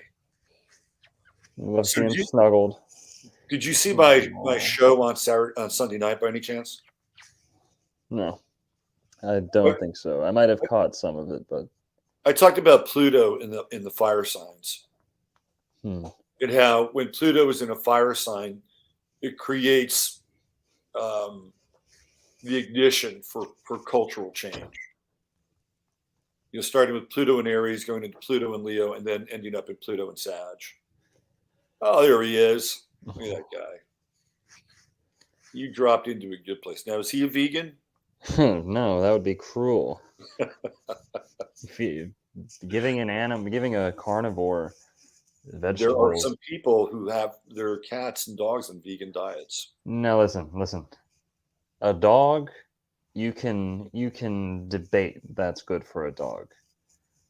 Cats, if you put a cat on a vegan diet, not only are you robbing them of the nutrients that they vitally need. For example, carnivores produce their own vitamin C That's right. internally. Depriving a cat of meat would be like depriving a human of vitamin C for a year. Okay, you would drop dead. You wouldn't even know what killed you. So cats need meat, red meat, fish, whatever they can kill, whatever they can fit in their mouth. Yep. That's what Yeah. that. So if you take that away from them, not only are you robbing them of nutrients, you're robbing them of their divine order, their place in the order of Yeah. nature. Now, they are here to consume energy. People say there's black holes out there in space. Well, I don't really believe it, but what's a black hole? It's there to indiscriminately consume energy, to consume and matter. Cats on this planet, that is their place. God did not want us, his most high, um, philosophical, creative creation, to be the one in charge of pest control. Okay, that would take a lot of time away from our humanly activities. Yeah. Cats, however, are perfectly designed to not only get those jobs accomplished, but to love doing so. They crave and lust over bloodshed. Humans have to be forced into that type of role. Right. So not only is it a nutrition thing, cats' place on this planet is to kill. And as a vegan, I take no offense to that. That's I want to watch cheetahs kill wildebeest as much as the next guy. I think it's badass because that's their place. Now, as a vegetarian, all I say is I don't think that's humans' place in nature. My position is that being the species on this earth that has the ability, the 1 in a trillion, nothing like us, not even close, ability of being able to walk up to just about any species on this planet and befriend it on the spot. There are people on this planet who can befriend wild bears. There are people on this planet who can befriend wild orcas. There are people on this planet who can train, crickets to do routines. And we have such a gift in our interfacing with every single animal on the planet. When we take up the role of destroyer or predator or any of these things, consuming things that is not in our food chain, not pertinent to our digestion. When we do this, we completely undermine all of those gifts that our species alone was given. And that is my position. So as cruel as it is to force a human to eat meat, I think it is as cruel to deprive a cat of meat. Yeah. Well, I'm on a full carnivore diet right now. Well, So, good. yeah. And I committed to it for 2 weeks. How do you feel? I feel good, man. I'm an O blood. I'm an O positive. Okay. Yeah. O's tend to say they need meat more. Yeah. We're cavemen. What are you? Do you know? I'm an A negative, which is the You got the agricultural diet. Yeah. But I'm a caveman. Well, hey, what you're talking about is eating healthy. If that's your path to eating healthy, Yeah. everyone should place their health paramount. Health is of the utmost importance. So if carnivore diet eliminates chemicals, plastics, if it eliminates all these things from your diet, of course you're going to benefit. Of course. So I'd recommend anyone adopt a diet outside. Thank God you're not a dogmatic vegan. Well, I mean, if you ask me to tell you why you're wrong, I'd be happy to do so. No, but we could leave it right there. I want to be right. Okay. No, but you have the awareness to not go full dogma on it, because I do have a problem with dogmatic anything. I've got an issue with. Well, here let's just look at my reason for being and I'd say vegetarian. To be true. Before you do, and the reason why I have a little bit of an issue with it, a beef with it, is because politically or ideologically, you will find vegans that will have the same kind of zealotry that wants to convert everybody to a particular religion. Yeah. Right. And it's like there's no possible way that somebody that lives near the Arctic Circle can be a vegan. I'm sorry. No, that's where meat eating originates in the first place. Right. Is Arctic or seasonal conditions. Or if you take somebody from the bush in Australia. Well, having them on berries is not going to work the whole time. Well, define bush, because if you're living in a tropical region, I think you are best equipped, best suited. Yeah, I wouldn't call the bush in Australia tropical. Well, there you go. I've never been there. It's like one big pile of kind of wasteland in a lot of ways. I mean, they've got trees and stuff. There's not a lot grows there.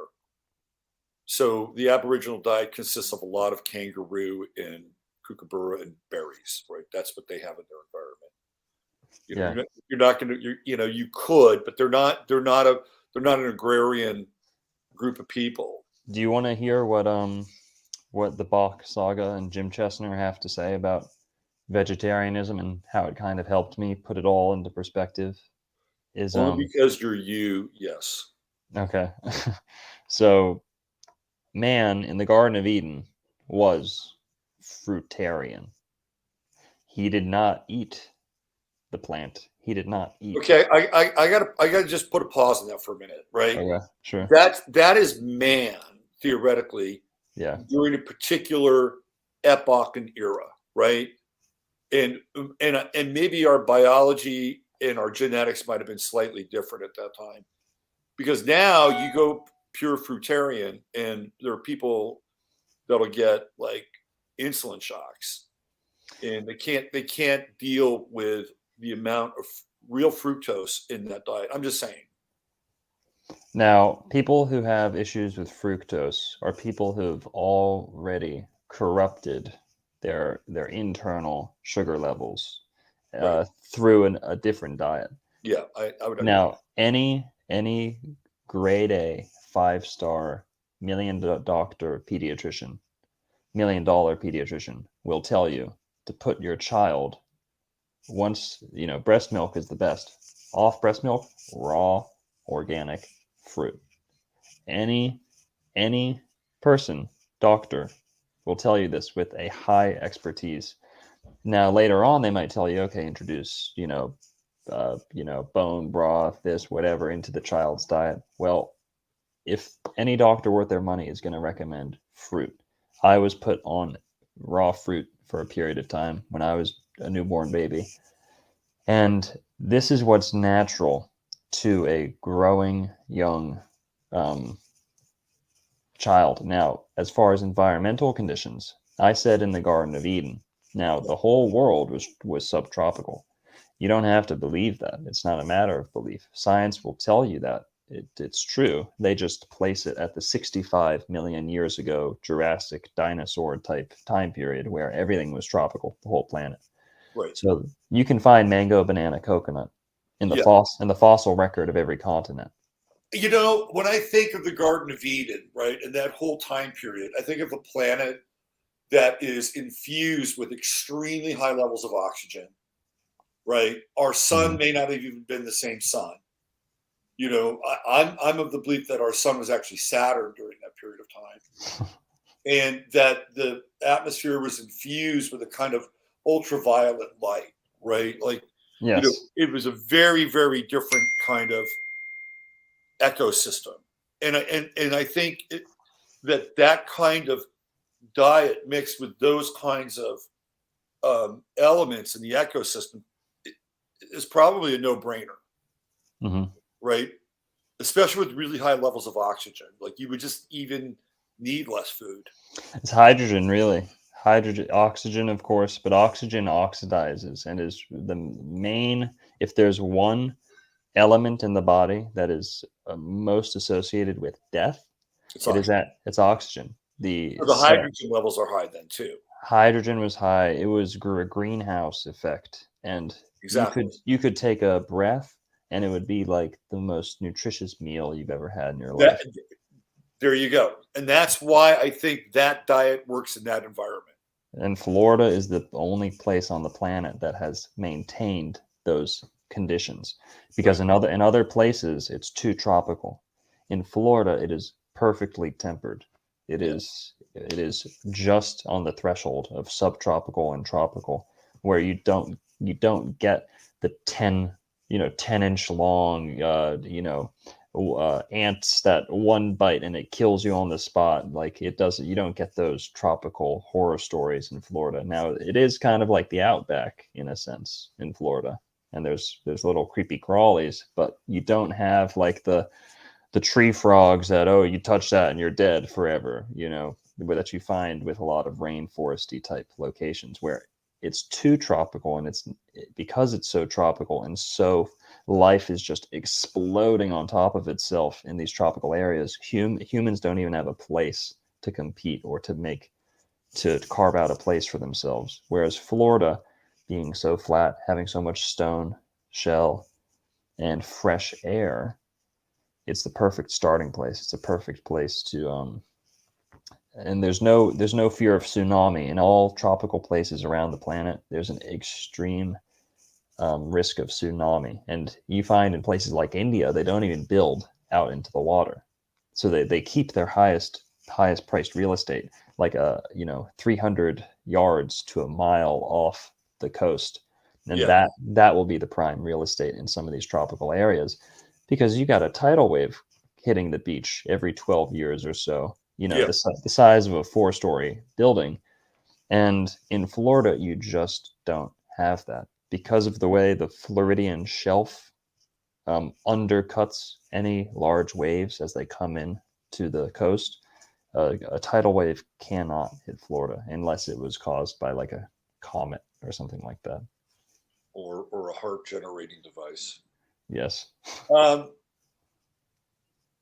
wanted to go back to this Pluto and Sag thing before Okay. we got sidetracked by diet, because I really want to get your opinion on this, being that you are an ambassador of Gen Z, Nice. and a fine ambassador at that, by the way. Oh, thank you. I write and talk a lot about Gen Z because I think this is a very interesting generation. And one of the things about Gen Z that is predominant is that Pluto and Sag, which is deeply philosophical and curious on a grand scale. Yeah. And I got into this a little bit on my Sunday night show, where Pluto and Aries is the robber baron period. People like Rockefeller, J.P. Morgan, and Thomas Edison, they're all born with Pluto and Aries in their chart.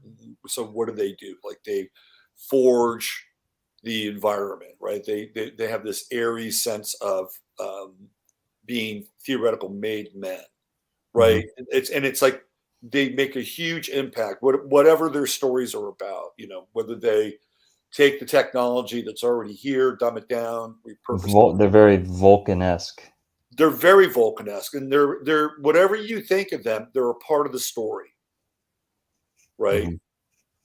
And then the next fire generation that comes along is Pluto and Leo, and they're much more invested in things like art and music and expression, and they're very good at it, right? They're really, really good at it. Like, in my estimation, the best filmmakers, the best musicians, a lot of the best creative types come out of that. Actors, really great actors.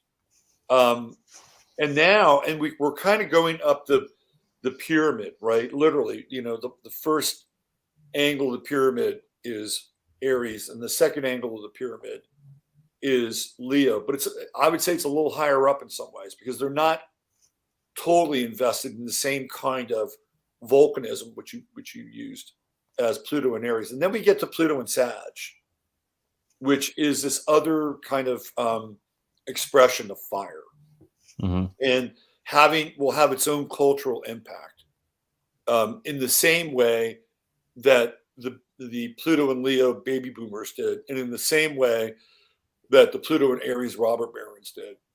I like that. Yeah.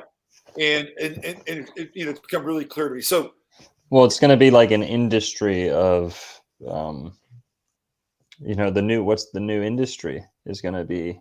Well, you're in it. You're in the new industry. You're doing it, right? You got 30,000 subscribers, and you're good at what you do, and you have a very broad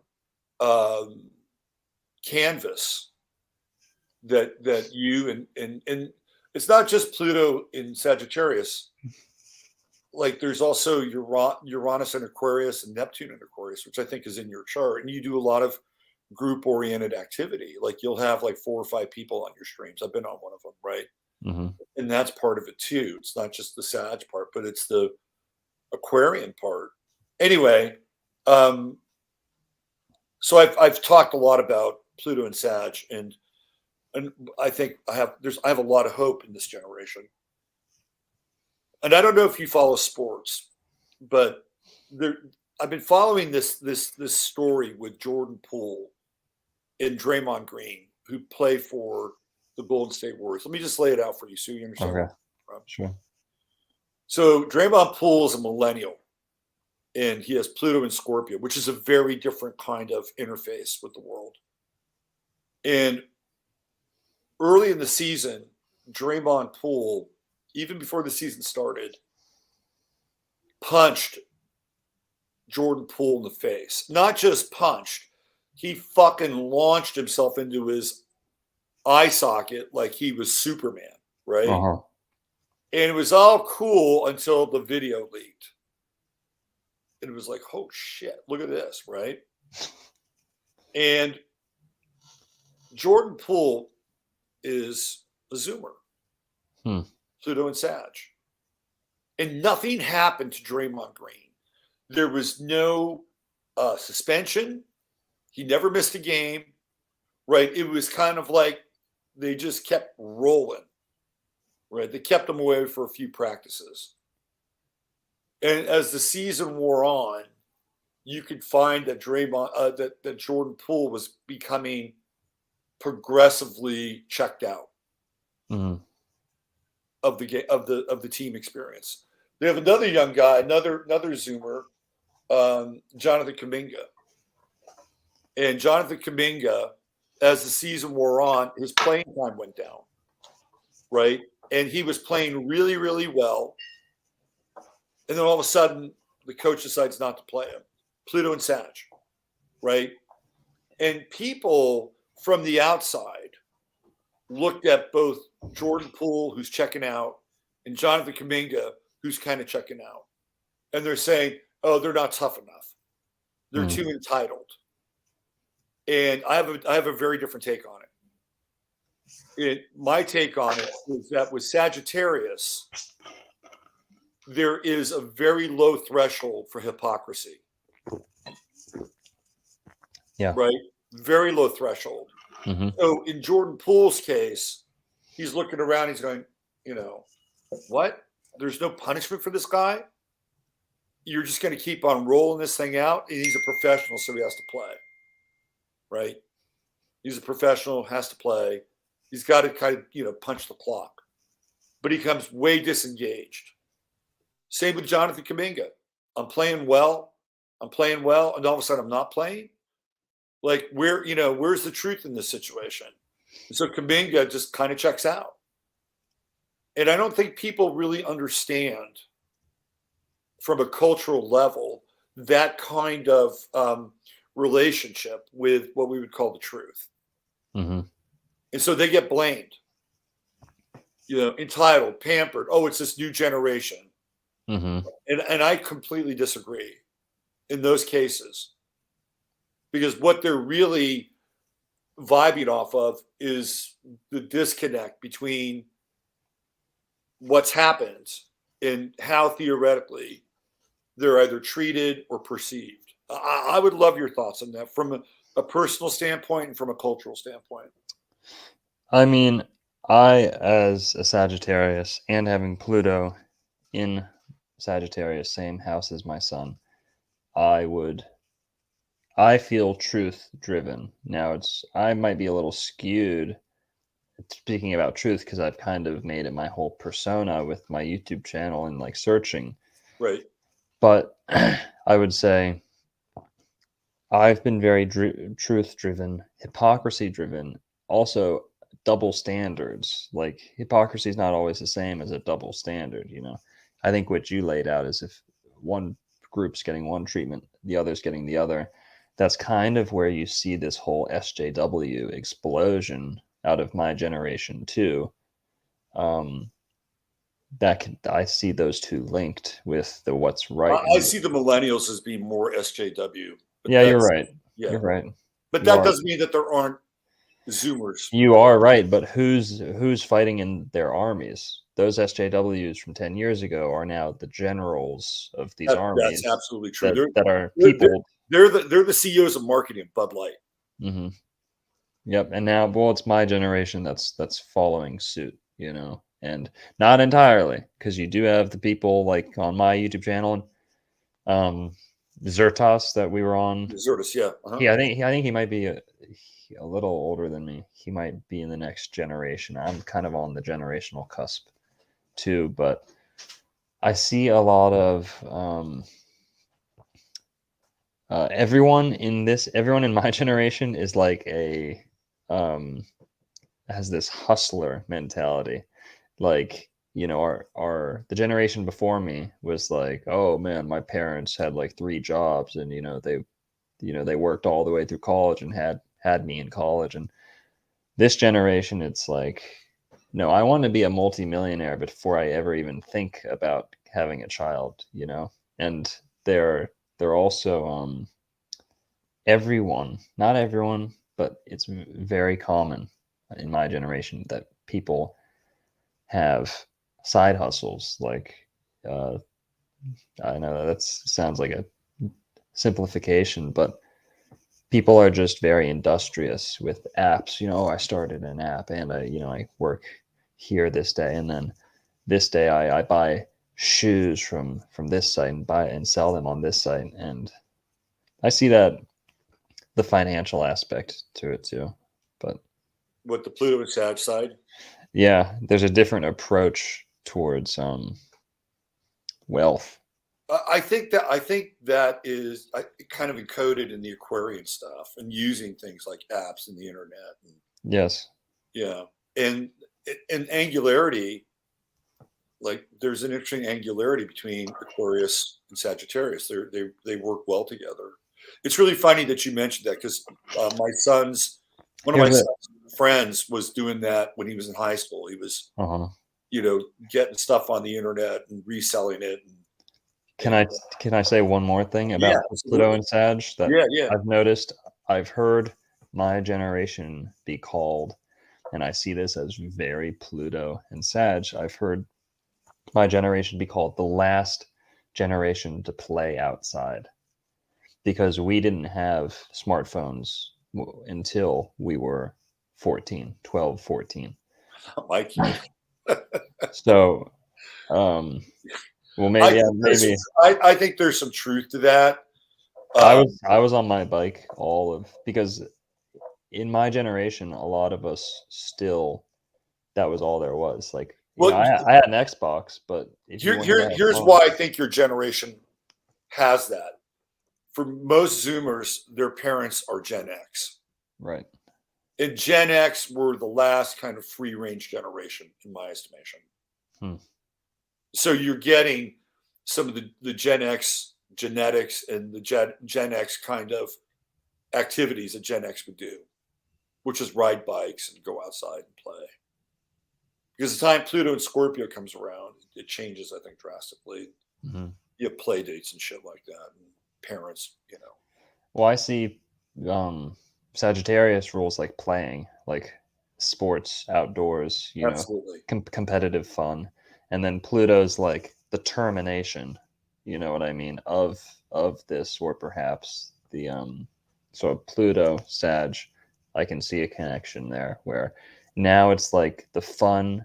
Kids today are discovering fun outside the house. Like Right. they have to rediscover it. It's like right now the standard seems to be, and I don't have kids, so I'm sure there's plenty of people teaching their kids to enjoy outdoors, but you see today, I was a valet at a restaurant before I made my YouTube channel, before we opened the bookstore. When I'd be at this fancy restaurant on Palm Beach, every single kid that comes through to dinner has an iPad. Yeah. And I swear, not a single kid is there like engaged in the adult conversation. They're not looking up at the adults, learning like the social cues, learning, studying, face and developing their social IQ. They're just staring at this thing. And it seems like that used to be radical 10 years ago. Parents, I remember my grandma used to go up to parents and say, get that phone out of that kid's face. What are you doing? We'd be at Longhorn Steakhouse or something, and if the kid next to us was on the parent's phone, my grandma would go up to them and would lambast them in public and say, what are you doing with your kids? Because that generation, if I stood in front of the TV for too long, they'd come up and say, what are you, fucking stupid? Your brain's gonna rot out. Right. My grandpa would be like that.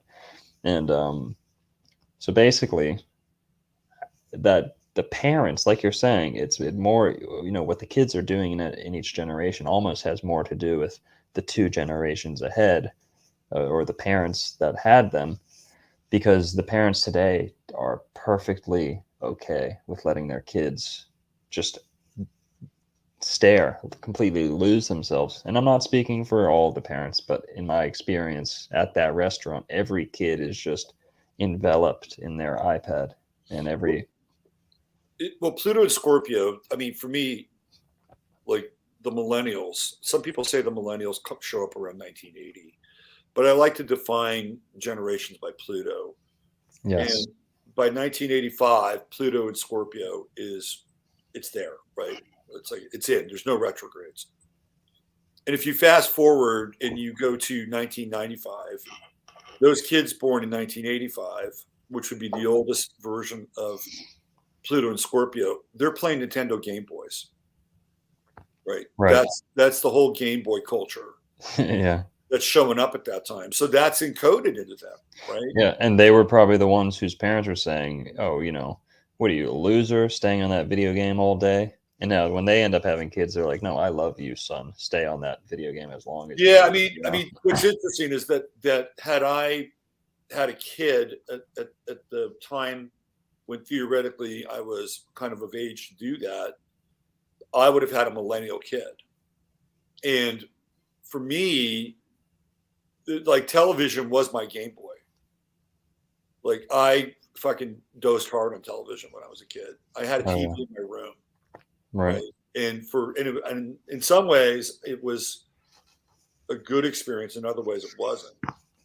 So I'm not sure if I would have just transitioned with my kid and his Game Boy. But also people during my generation were the first people to play stuff like Atari and, have those home entertainment centers, you play Pong and those games. And I wasn't into that. That was not my thing. So I think that there's some connection between these generations. And yeah, I love the Pluto angle, and I'm really gonna have to dig deep on that. And we should make a video about that if you're down. yeah, I'm down with it. I mean, I dedicated probably about an hour and a half of my show last week to it. Mm. It was just Well, a video for me. I know you present much really good stuff on that, but if I'd love to do like my style, I'll edit a video. I'm happy to work. I mean, I love doing stuff with you either here or on your channel. So, count me in on that. Cool. It's too bad we don't have any Pluto and Aries people still around. It would be kind of cool to get all three of these Plutos, but they're long gone. Right. But they'll be around eventually, man. We got this Pluto cycle in Aquarius and this Pluto cycle in Pisces. And then it's Pluto and Aries again. And I think by the time we get to that, we're talking what, like 13-year Pluto cycles, roughly 26 years from now, Pluto and Aries, comes around again. And I think it's the end of the story. Like Pluto, after we get from Pluto in Pisces is the end of the story. Really? Yeah. And anything after that with Pluto and Aries is like the undiscovered land. Huh. The undiscovered. Yeah. I think it's a whole new time. Cities in the sky. Who knows what it's going to be like? I mean, we could be living with this perception of like multiple dimensions and multiple Earths, or we may, how. Or we may just go back to being cavemen and start it all over again, right? Well, people think technology is just propelling forward all the time. Of course, that's not true, especially when you get into astrology. Time is cyclical, but in addition to being cyclical, what was I just gonna say? God damn it! You smoke some more weed. Get that thought back in my head. Yeah, man, get that cannabinoid agency going. Yeah, but I was gonna say, historians always neglect. I was just listening to Terence McKenna yesterday. Love Terence McKenna, who I disagree with extremely on a ton of stuff, but I love listening to him. And he was explaining classicism, and this phenomena today of like people who dress up like Elvis or Betty Boop, and they're like, I'm just gonna live in the 20s. I'm just gonna live in the 50s and stay there forever, and I'm not leaving, right? Yeah. Well, and then you have movies like Midnight in Paris, right? With this generation's worse than the last one, and every generation is victim to that. So a lot of what we think of technology getting propelled forward is rediscoverings of things. Yes. Stopping completely. A lot of civilizations have become self-aware either due to like degradation, everything's falling apart, and they are awarded a moment of clarity, and they stop dead in their tracks. Yeah. Rewind, go back to the civilization that they thought had it all together, Right. typically Greece, and then they would refound their entire civilization off of original Grecian values and government and all this influence, and that's what America did, and that seems to be the best ticket out.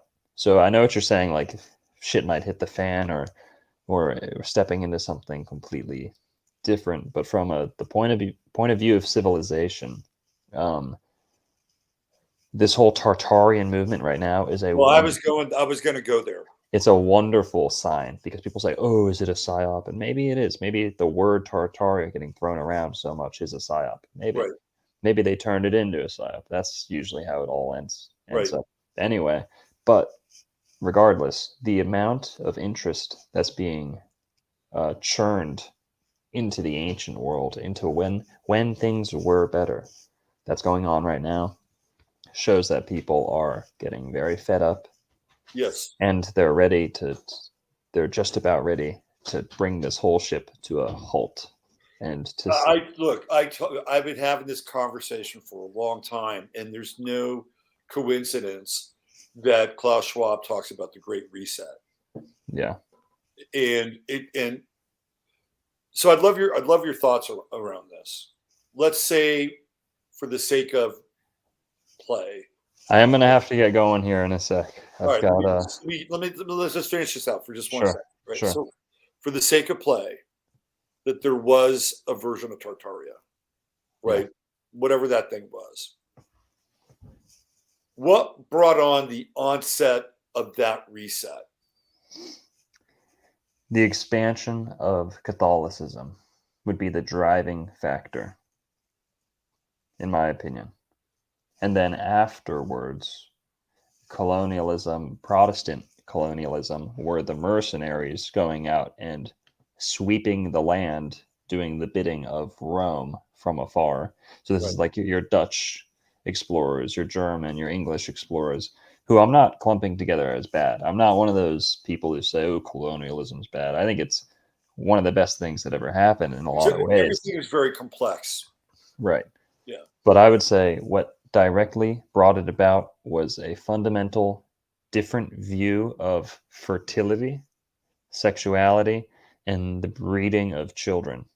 Mhm. And that was the fundamental spiritual thing that could not be reconciled between, because you could blame it on banking, you can blame it on the gold standard, you could blame it on I could, as a vegan, I could blame it on meat eating. That's what corrupted us. But I will point towards the expansion of the Roman Catholic Church being an empire whose currency and lubricant upon which the levers and cogs operate is guilt. So this lifeblood of this system, which is more valuable than money. If you're a Bond villain, you print the money. These people don't need money. These people don't want money. These people, you ever see what Rockefeller retired into in Florida? Yeah. Yeah. A little old cottage. Yeah, exactly. Not impressive. So these people don't want money. These people are not in it for the money. There's something that is being extracted, distilled, and consumed as if it is a form of energy. Yeah. And the way you can best describe it in a word would be guilt. Now, guilt is a human emotion, but if we materialize that, if we condense it into the mineral material form, it is debt. So in the financial sense, that is debt. So the debt-based system, banking, etc., is the monetary equivalent of guilt. What you have not paid, what you have not paid off, what you have not atoned for. Yep. It's the ledger operating against you. Yep. And this mafia mentality was implemented worldwide by the Catholic Church. And that is primarily where you get entire empires disappearing. And Tartaria means something. It means, when we look around at the whole world. We see pillars and stone, and we think Greco-Roman. Well, that's true, but there's something else. Oh, that's good, great. Yeah, I was going to bring it up. Common, guilt Yeah. and guild. Guilt and guilt. I was going to bring that up. Wendy got ahead There of you me. go.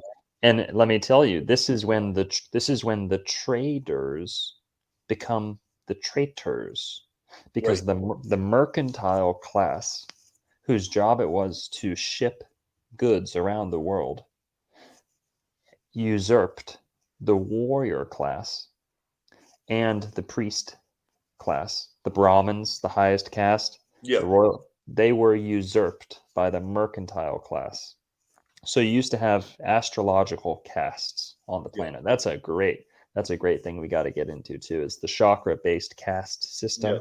Yeah. Is, the Brahmins live up here. It's also a bull. Yeah, there you go. And we could spend a whole show in the word bull. Yeah. Yeah. Listen, man, I'm gonna let you go. Okay. I got some food here. Yeah. All right. Go vegan up. Go vegan up. Needs eating. If I go there, I'll share your cat's food. We'll both. Okay. Yeah. This has been great, Dr. Longo. Thanks for coming on. Thank you, Mr. Phoenix. Always a pleasure. If you have not subscribed to Old Word Florida, get over there on YouTube. You will not be disappointed. There's almost a daily stream. I haven't looked on my YouTube feed without seeing a show. Every single day. You're one of the hardest working dudes on YouTube, and you have quantity and quality. So go subscribe to the channel, and if you ever want me over there again, let me know. Yeah, for sure. I'm gonna be leaving here, so this is like my window of having Wi-Fi. We're staying at a place. I'm going back on the road tonight or tomorrow, so I won't have Wi-Fi for like a week or two probably. But but once I'm nested in again, we'll have a show for sure. And keep your eye on Jeff. I'm worried about that boy. He's okay. He's actually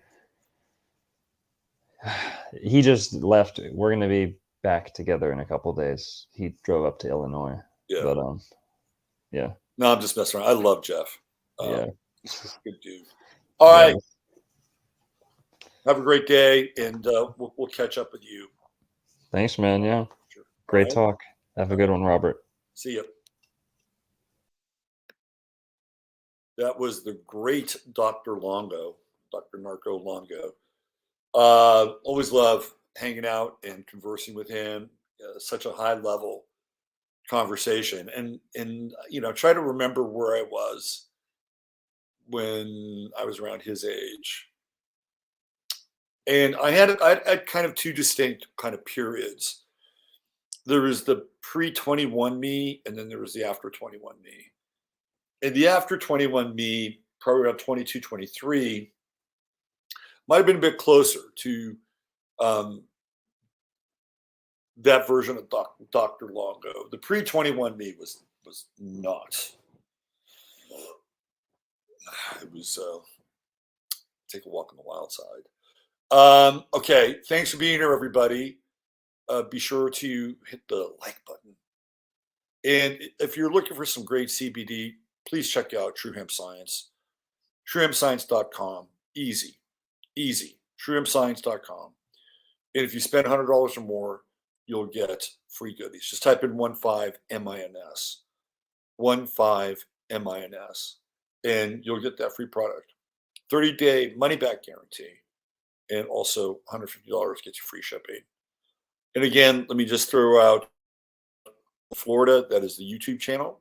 Please check it out. Subscribe, and you'll find more great content. And a lot of the contributors to his channel are fantastic.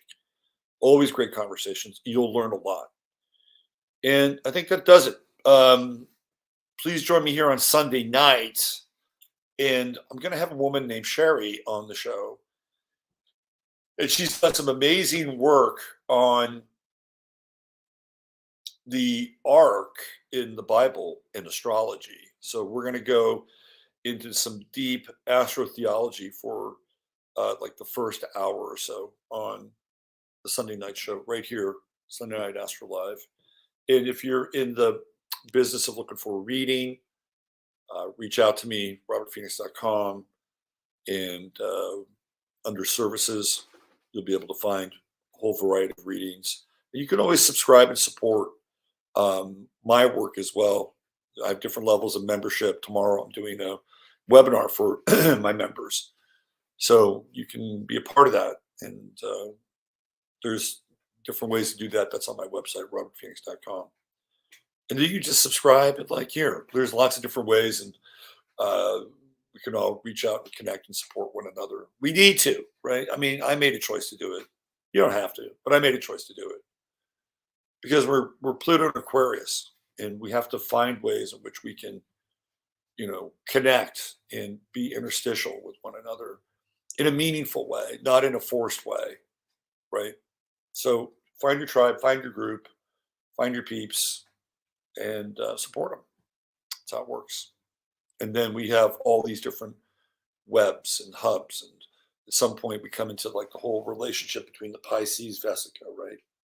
And we share that center spot in the middle. All right, take good care. Bye for now. Have a great Friday. Have a great Saturday. I'll see you guys back here on Sunday night.